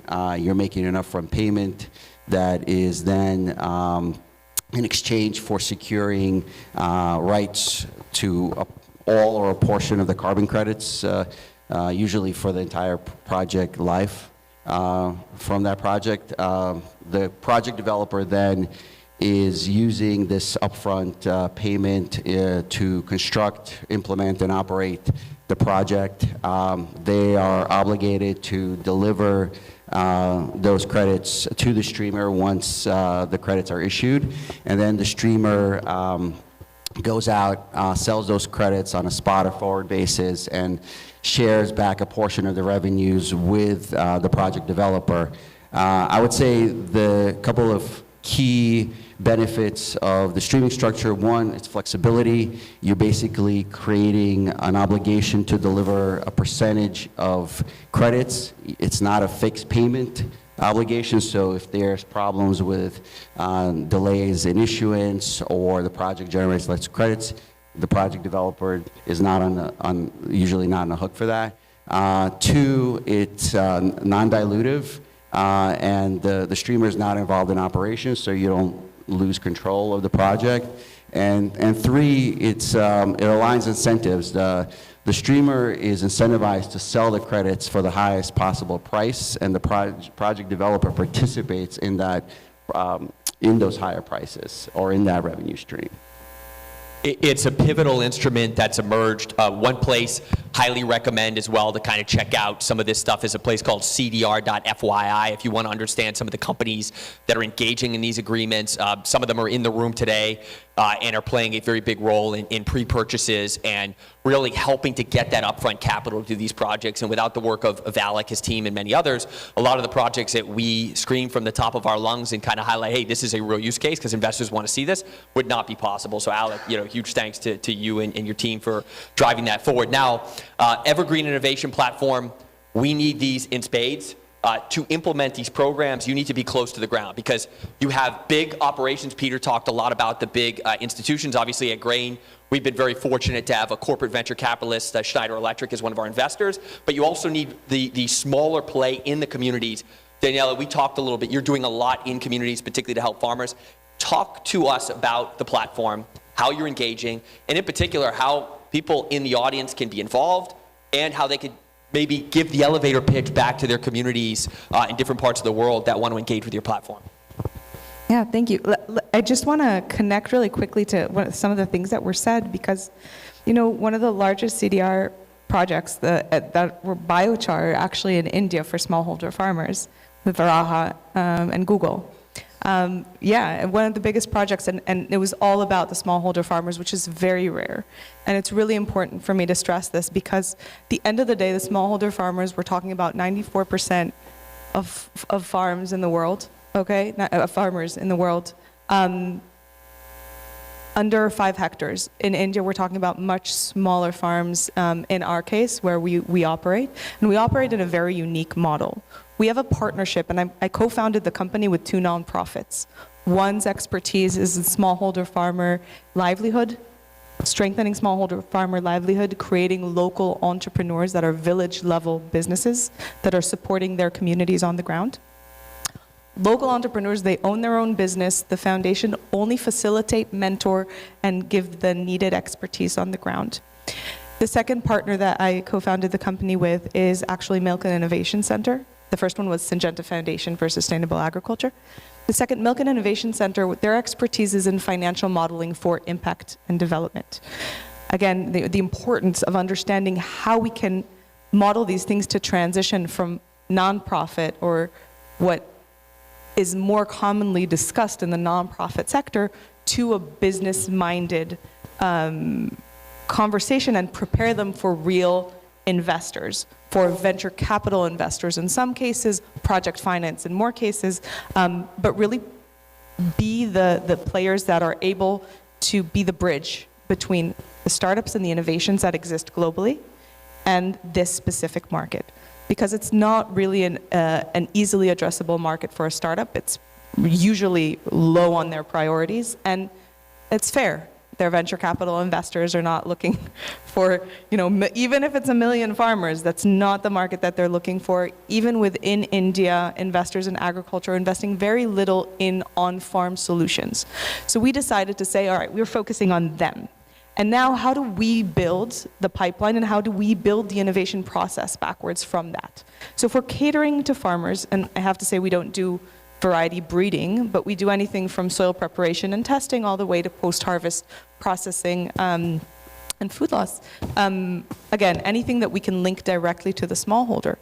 But we work with the farmers and we test the solutions that we believe have high potential with the farmers, with Control and Treated, getting their feedback, understanding the unit economics of on the ground, and making sure that we're bringing technologies that they can purchase. And we add to that infrastructure to create other financial mechanisms, guarantee funds, and things to slowly build out the track record for this to scale. But it's we're a very weird animal. We're a very weird for-profit. I'm very proud to be as such because we actually raise either philanthropic money, either in grants or in equity, directly to the company. And we use that instead of to invest in companies and guess who's going to win, to take that pipeline approach and work with 8 to 10 companies a year to see what works, and then commercialize and work with them to grow our validation. We start small and we grow, and we are very, very practical and pragmatic. And the last thing I just want to say is when we talk about climate smart technologies, and it's really important because we've been talking about carbon credits and a lot of mitigation conversation, but the adaptation to the heat, to the conditions, to the flooding or the droughts is critical. And this is our food production. And so that's been a big part of our focus in thinking about climate smart and climate transition and what needs to happen to make sure that they can work with their soil on their farms long term, because they want it. They want their soil to be healthier. It's their livelihoods. And you use the word weird. We need a lot more of that weird. It's really, it's really important. And if there's anything I learned, and what you described made me think of something, it's life is an odds game. And it's all about shifting the odds in your favor.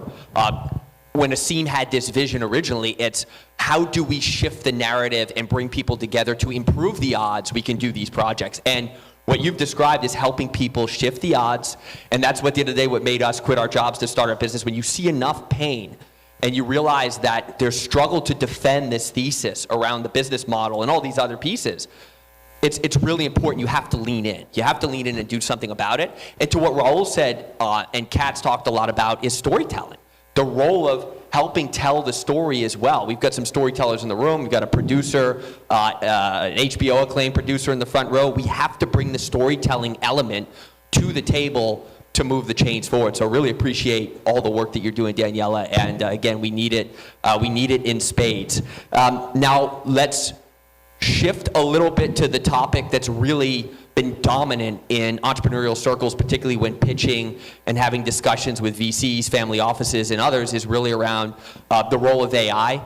Certainly machine learning, the role of, there's been talks of, I don't know if it's factual, but Salesforce becoming Agentforce, but everybody wants to talk to me these days about rolling out agents to build scale and move faster. David, you've got a firsthand perspective, again, being in the entrepreneurial community. You talk with a lot of investors. Can you shed a little bit more light, building on the last panel with a lens of entrepreneurship, to what you're seeing and how entrepreneurs should be thinking about implementing AI, machine learning, LLMs into their business, especially if they're looking to, regardless of where they are in the journey, but especially if they're pre-seed, seed, and Series A? Well, one point is it's harder than one would hope. And it's like there's an element of garbage in, garbage out. So what's the smart inputs in to get smart, usable results, and making sure one's really doesn't have false positives in that. And you see that too often. So where one uses AI is really critical. Where I've had success, as an example, in how many seeds go in a square foot of space. Just having in here, from an imaging standpoint, understand how to maximize growth to come up with some good seed distribution for yields. In crickets, as an example, having success of, there are all these places where the feed goes, where the hiding places go, where the orientation of how something lives in a box, changing those parameters and understanding, you have all these experiments. So we would have an experiment a day and understanding what the outcomes work and what works. And again, so are you capturing all those nuances? And it's really hard to capture all the nuances of biology. So where you don't, do you have enough data to really separate the noise is critical. And then there's related to it, Like sometimes you might have someone in biology that understands AI, and their perspective might be different than someone who has no experience in biology, but just a data scientist. And sometimes bringing both those people together, looking at the data and challenging each other could have interesting impacts. And then coupling that, so it's really with boots on the ground to make sure nothing's missed. And there's funny outcomes, again, where you isolate different use cases of AI. I'll share from an investor standpoint, we had success with an Israeli company called Blue Green that remediates algae in fresh and salt water. And here, there's like, where does the algae come? So from sensors in situ, sensors like with drones, and just like different ways capturing the data and see how algae accumulates and where best to treat it at point of source. We had some success of seeing patterns and minimizing like input like products into the water to remediate algae. So there are definitely use cases. I would just say it's harder to find the wins, and it's not as like often people want to say it's everywhere. In my experience, it's like very surgical use cases where we've had success. It's going to change, and my kids, I look at their grades and I wonder how much of it is AI and how much it is actually them. So the kids coming up are going to be like masters of it compared to what we're doing. And I'll just, one point to pull out from that is it's always about unearthing the false confidence, the blind spots. Pattern recognition plays a huge role there. And actually, this is a perfect, I've been very measured this week because I've wanted to call Alec and get all the details on his Nalgonda India project because it sounds so fascinating. It's at the core of what we're trying to unlock around the world with our work in biochar. So Alec, without further ado, I know you're going to talk a little bit about technology as well. There's some remarkable technology in that project. But since we're here in the India consulate, it's a world-class project, first of its kind. Walk us through the key outputs. Sure. Now, there are 163 million hectares under rice cultivation throughout the world. India alone has millions and millions of hectares under rice cultivation. In Telangana, India, where our project is, rice cultivation is mostly through flooded irrigation, which requires vast amounts of water and generates substantial methane emissions. This traditional farming method, this continuous flooding method, requires 5,000 to 7,000 liters of water per 1 kilogram of rice produced. Think about those numbers.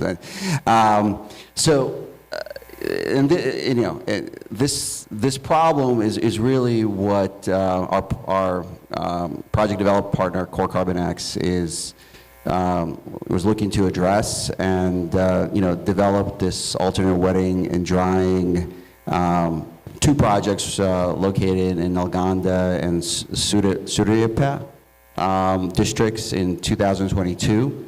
And basically, the aim of the projects is to reduce water consumption, reduce methane emissions, and provide an additional income stream to farmers who are participating in the project.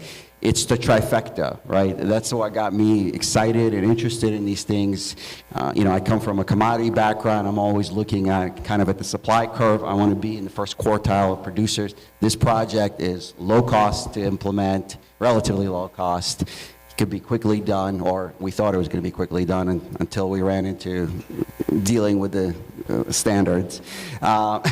And has huge social benefits in addition to the methane reduction. So basically what alternate wetting and drying is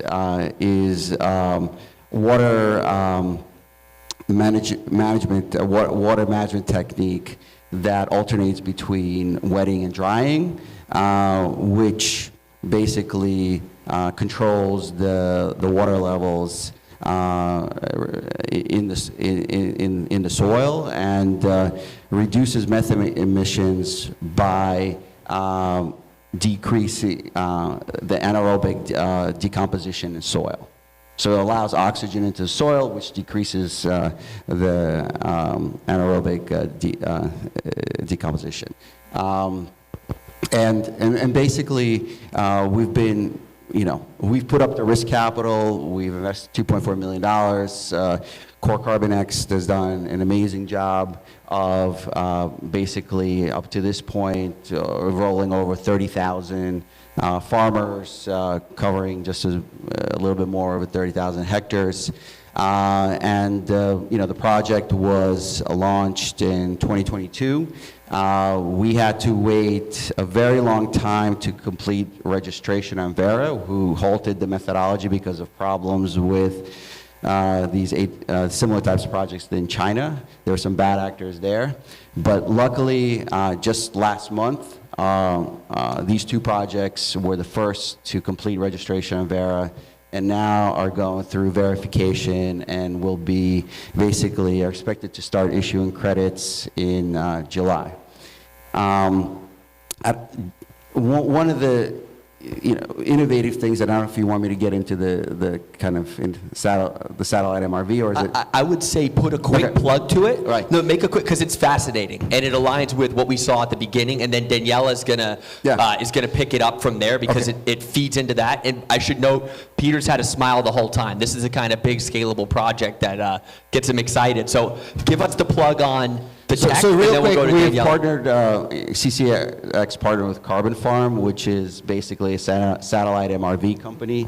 And for last year, for the 2 crop seasons, we've completed satellite MRV, and the results are fantastic, super excited. It shows that 83 to 95% of the farmers are doing the rice farming. Out of those, over 93% are actually implementing the AWD practices. We have real data, satellite images showing that what the water levels are, when the dewatering took place, and that basically fortifies the carbon accounting that's behind the project. So carbon credit buyers could be confident that the ton of emission reductions that they're purchasing actually took place. So. Thank you for that, Alec. And for clarification, MRV, measurement, reporting, and verification, critical if you're under one of the standards, Verra, Gold Standard, Puro.Earth, which is majority owned by NASDAQ. Very important to kind of understand that whole space and the calculations. Daniela, important one for you now. We're going to go back, and I'd like to put a special lens on India as well. You and I talked a lot about some of the larger institutions you work with. I mean, I see Amazon, Mitsubishi, BNY, and a handful of other companies in the room. I know some of the folks that are on those carbon teams. Can you talk a little bit how you engage on behalf of smallholders, how you bring the other community members, what other partnerships you want to flag, and then maybe just a little bit more on the economic side, because you started to get into that, and that's critical, and you have a lot of experience there. Okay, I'll try to answer all of those. So let me start with the network of partnerships that are required in the support. So first of all, our core partnership, I mentioned the 2 co-founders that we spun off from a project that started 9 years ago to a company. Officially 2 years ago, we've been working on it for 4. The core partners, one of the core partnerships is the Agri-Entrepreneur Growth Foundation, is these village-level farmers, and our partnerships with this nonprofit that does the training, mentorship, and access. This is a big weight to carry that is impossible for us as a company, but is something that is done. And there are many other kinds of models, but also this model specifically is now scaling through IFC and Bayer, which are large corporates, and Yara, and anyway, a big group of corporate players with the IFC, the World Bank's investment arm.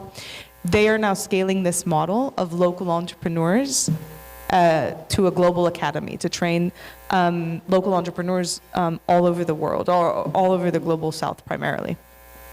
And so what this partnership allowed us to do was gain access to, today we have access to 1.7 million farmers on the ground. That is sort of our sandbox. That's of course a small fraction of the amount of farmers that we have in India. We're talking about, depending on the estimates, anywhere between 125 and 150 million farmers in the country. That's a huge portion of global smallholder farmers, which is closer to 5 or 6, depending again on how you count it, but between 500 and 600 million. So those are some of the core partnerships, and those players are basically, we are an add-on to this model that's scaling, or to any nonprofit on the ground that has this capability.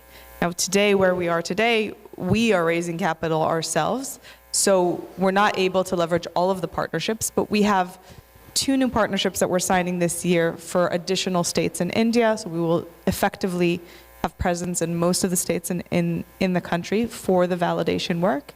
And we're signing a lot of distribution partnerships, both with corporates, so we work with partners, understand their interests, the corporate teams, what they're looking for, the venture arms or the strategic, the internal teams, what they're looking for in different verticals, so that when we see innovations, we can also help them reach the farmers that those corporates are working with. Generally, a PepsiCo or a Mahindra, they each have their network of farmers that they cater to and their priorities. So when we see a match, we will also help the companies reach those players. On the flip side, we're also looking at the supply chain. So where the farmers are selling the produce, where that produce is reaching, is it exported, is it internal markets, and starting to look at basically the off-takers of the produce as well, again, all bringing back to the smallholders. So, and that's just operationally, right? There's the infrastructure, but then we have incubation partners and accelerator partners that are sending companies, promising companies to us. We launch an annual, we do an annual farmers' needs assessment with a survey on the ground, and then we publish our priorities for that year based on what we've seen with our farmers.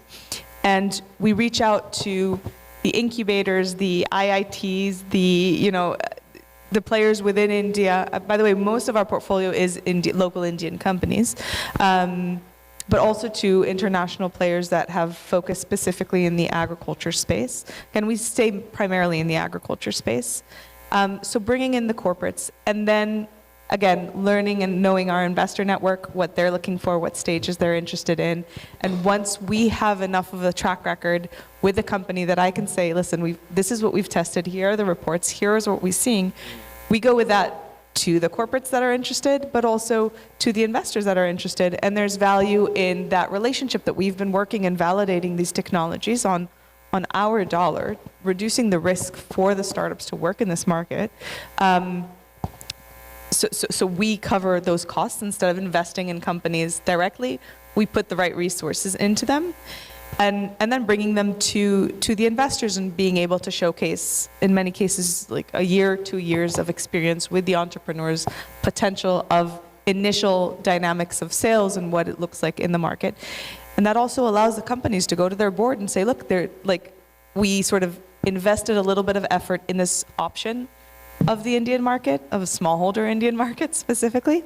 And now we have the proof that it's worth doubling down on, and now we can sort of execute that option and start working in the market and create the needed infrastructure because we have enough proof of work, and that's been really critical and really core to.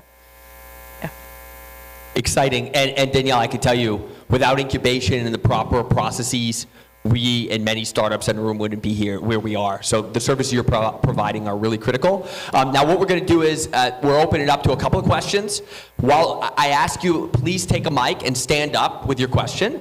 While that's going around, one thing I was telling Asim, I asked ChatGPT to give me one sentence, how a quote that it would like me to say at the Green Growth series. And it said this: a circular economy closes the loop on waste and opens the door to endless possibilities. And I think that's pretty good.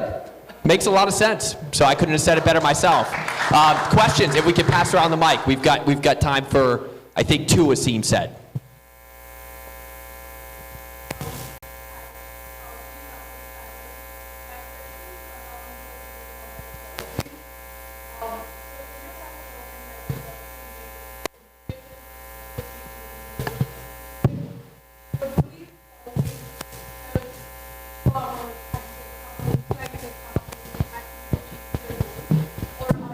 Trade restrictions that make it difficult for these policies to be implemented, specifically if you think about the most recent tariffs and trade policies that are being considered. Thank you. Yeah, sure. So I will say we've been very scrappy, and we rely on partners to help us link to the policies in the government. Over the past 2 years, it hasn't been the primary focus. This year, it definitely is something that we're growing. We do see in some cases, so Soil Health Card initiative that the government has rolled out, really important initiative. We can see the changes that are happening on the ground. Having said that, it's very challenging to get basically to get registered for a new technology and understanding the process and being able to navigate through that process with local entrepreneurs because of the structure of the policy around that, which, and specifically we're commercializing right now a mobile soil testing kit. So I'm much more familiar with the details there. So they're very important also when we look at drip irrigation infrastructure. We're seeing huge impacts of government incentives and the policies. But introducing new irrigation technologies that are more effective or require less energy, or there's a variety of different benefits that we could focus on, and new technologies, the processes of introducing new technologies into that. I think there's some work to be done there, and that's an area that we see a role that we can play in as well. But it's always a double-sided, from experience also outside of India, it's always a double-sided, it's really, really critical to drive adoption, but also it needs to be flexible enough to be able to adapt to the changing realities. I just want to mention one connection between AWD and energy. Basically, the flooded irrigation right now requires farmers to use electric-driven pumps to irrigate these lands. If you reduce water consumption by 30%, you're also reducing electricity consumption. So think about it, if you spread that over millions and millions of hectares, the type of impact it could have on the Indian electric grid. You may not have to build another coal plant ever again. I'll just add a couple points. And from a policy perspective, you see a lot of places mess things up. Like well-intentioned, counterproductive. And like I co-chaired the Circular Economy Task Force at the World Economic Forum. I was a member of the U.S. delegation of the B20 in resource efficiency, advising the G20, and just some examples. Like sometimes where people are trying to be prescriptive, there are bad outcomes. Try and be as much as possible performance-based, raise performance levels, and let everyone try and drive to it in different prescriptive ways. Also, carrots often aren't as effective as sticks. Like as an example, if you know there are a lot of bad outcomes in algae due to higher use of nutrients, fertilizers, or even pesticides, then if you tax some of those items that lead to the bad outcomes, that's often more effective than carrots. And then finally, it's just understand what problems you're trying to solve and then how to solve them. Carbon, I think, is a great way to try and drive solutions, whether it's in biochar or algae remediation or different ways in carbon credits. So performance-based often drives good outcomes.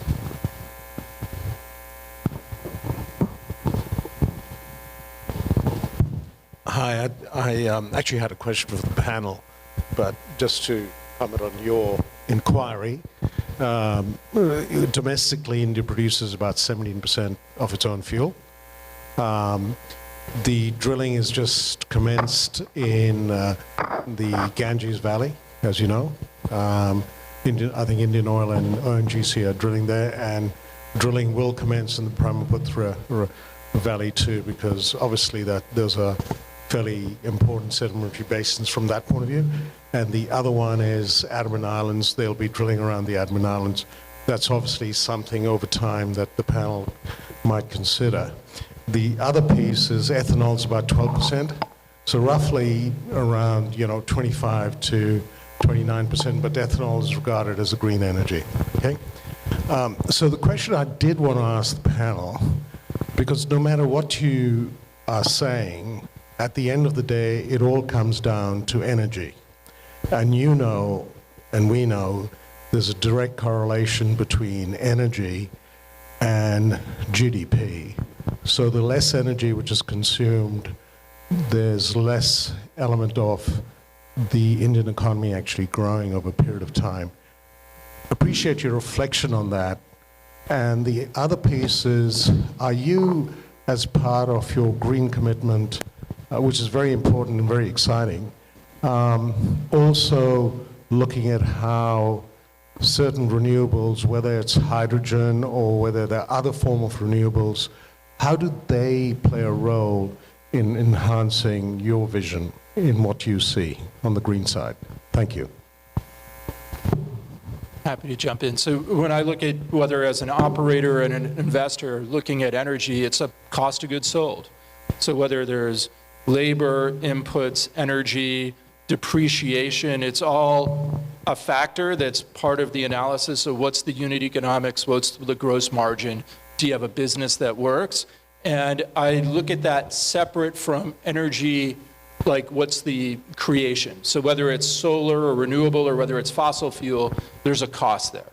And there could be other elements of the cost structure like carbon credits, but I look at it just like what's the unit economics, and then try not to mix together like the impact element from the costs.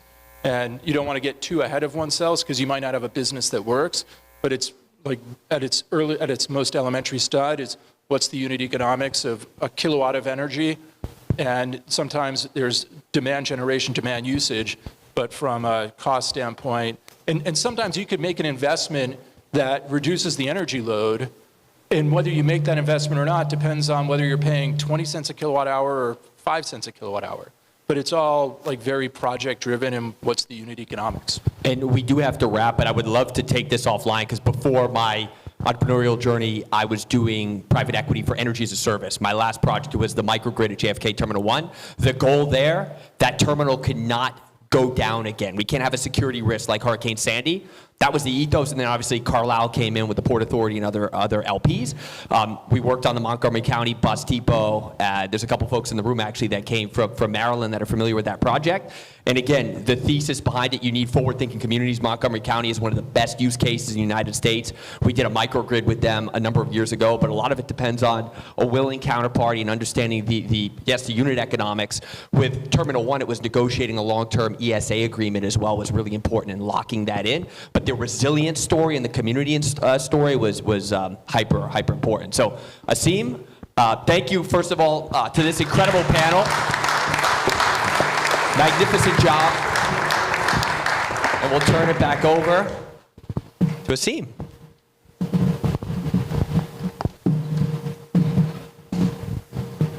Thank you. That was incredible. Thank you so much for sharing those insights. Loved it.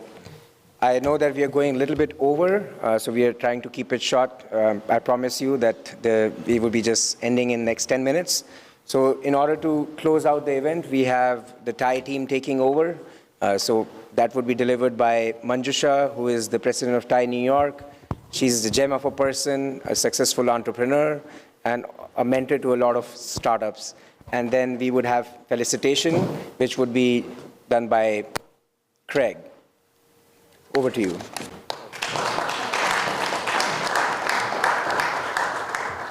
What an inspiring and insightful evening. Thank you, everyone. I am Manjusha Tipre, President of Thai New York. On behalf of Green Growth organizing team, it is my honor and privilege to deliver closing remarks for this evening. We are deeply grateful to each and every one of you for joining us this evening, bringing together entrepreneurs, innovators, investors, policymakers in a climate-smart agricultural field. It has been a privilege to have key stakeholders with us, all contributing to a meaningful dialogue, fostering innovation and sustainability. The Green Growth Investor Series serves as a vital platform to promote public-private partnerships to combat climate change. Our mission is to unite entrepreneurial ecosystem by connecting entrepreneurs, investors, innovators, and policymakers for a cross-border collaboration between India, USA, and beyond. We extend our heartfelt appreciation to Vishalji and the consulate team for generously and graciously hosting this event. and to all the moderators, panelists, and investors in the room for their valuable insights. This event wouldn't have been possible without the dedication and effort of the organizing team partners, the consulate, Novacena, Grain Ecosystem, and TiE New York. At TiE, the world's largest nonprofit fostering entrepreneurship, our commitment is to empower next generation of entrepreneurs and create a lasting impact. As you can see, since inception in 1992, founding in Silicon Valley, TiE has mentored 25,000 startups. We have created 2.5 million jobs and generated over $1 trillion worth of wealth. As a global UN Compact member, sustainability and climate action are at the core of our mission. TiE New York operates under 5 pillars: education, networking, mentoring, incubation, and access to funding. Through these initiatives like university and TiE Women Pitch competitions, mentorship programs, and angel investments, we help entrepreneurs thrive. In fact, that's how we first met Asim, who was once a mentee of TiE New York, and Craig was the mentor as he embarked on his entrepreneurial journey. As we conclude today's event, we know that there is a lot more work ahead of us. The challenge of building a climate-smart ecosystem is enormous, but tonight's discussions reaffirm and encourage us that collective determination to drive the change, we can make a difference. Sustaining and scaling a global community that requires continuous collaboration, innovation, and commitment. With that in mind, we look forward to organizing more events and initiatives in the future, providing dynamic platform for innovators, investors, entrepreneurs, and policymakers to exchange insights and drive the progress further. Thank you once again for being part of this journey. Let's continue to work together for a more sustainable and impactful future.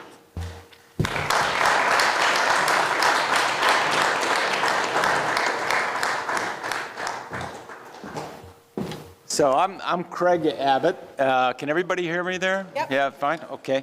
I'm the TiE Mentoring and Education co-chair, and I've been asked to do the award ceremony. I feel like I'm at the Academy Awards right now. I've got the hurry up signal, because after listening to these two panels, there's nothing I would recommend other than getting downstairs to have that dinner and talking to all these panelists, because it was a fabulous job, all of you. I'd like the panelists to come forward here, because the other part of my job is to present some certificates of appreciation. So if all the two leads could come up, and if the panelists could come up all at once, because we're pivoting here, and we're going to move this a little quicker. Just come up to the stage.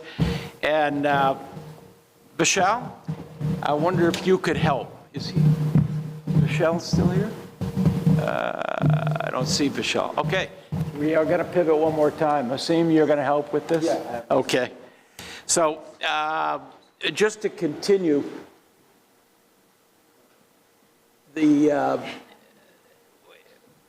we want to thank not only the panelists here. Let me just take a half a minute here to thank Consul Vishal Harsh. Also Vandana, I think you're here. Ranjani and Ashish. Thank you very much for your help in putting this together, and also the other TiE members. Jignesh Patel, who's on our board. You've met Manjusha already, and Archana. Where's Archana? I know. Oh, our timer. Archana is our executive director. So that's our team. But panelists, I know what you're thinking. Just what I need, another plaque to go on the wall as I go back to the office. Right. But those plaques can actually be used for tokens, non-fungible tokens.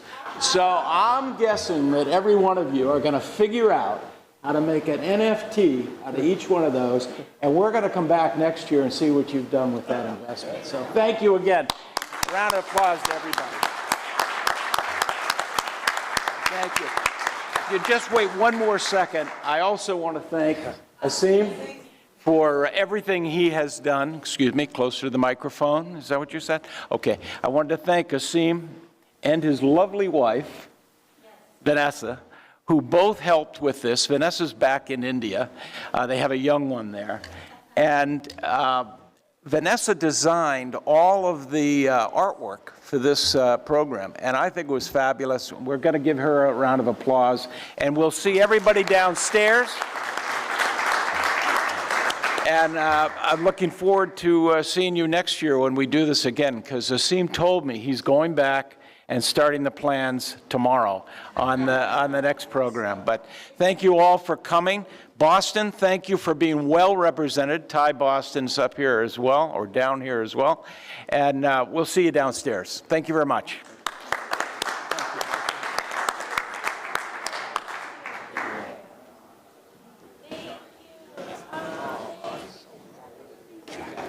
I tell you, other comments.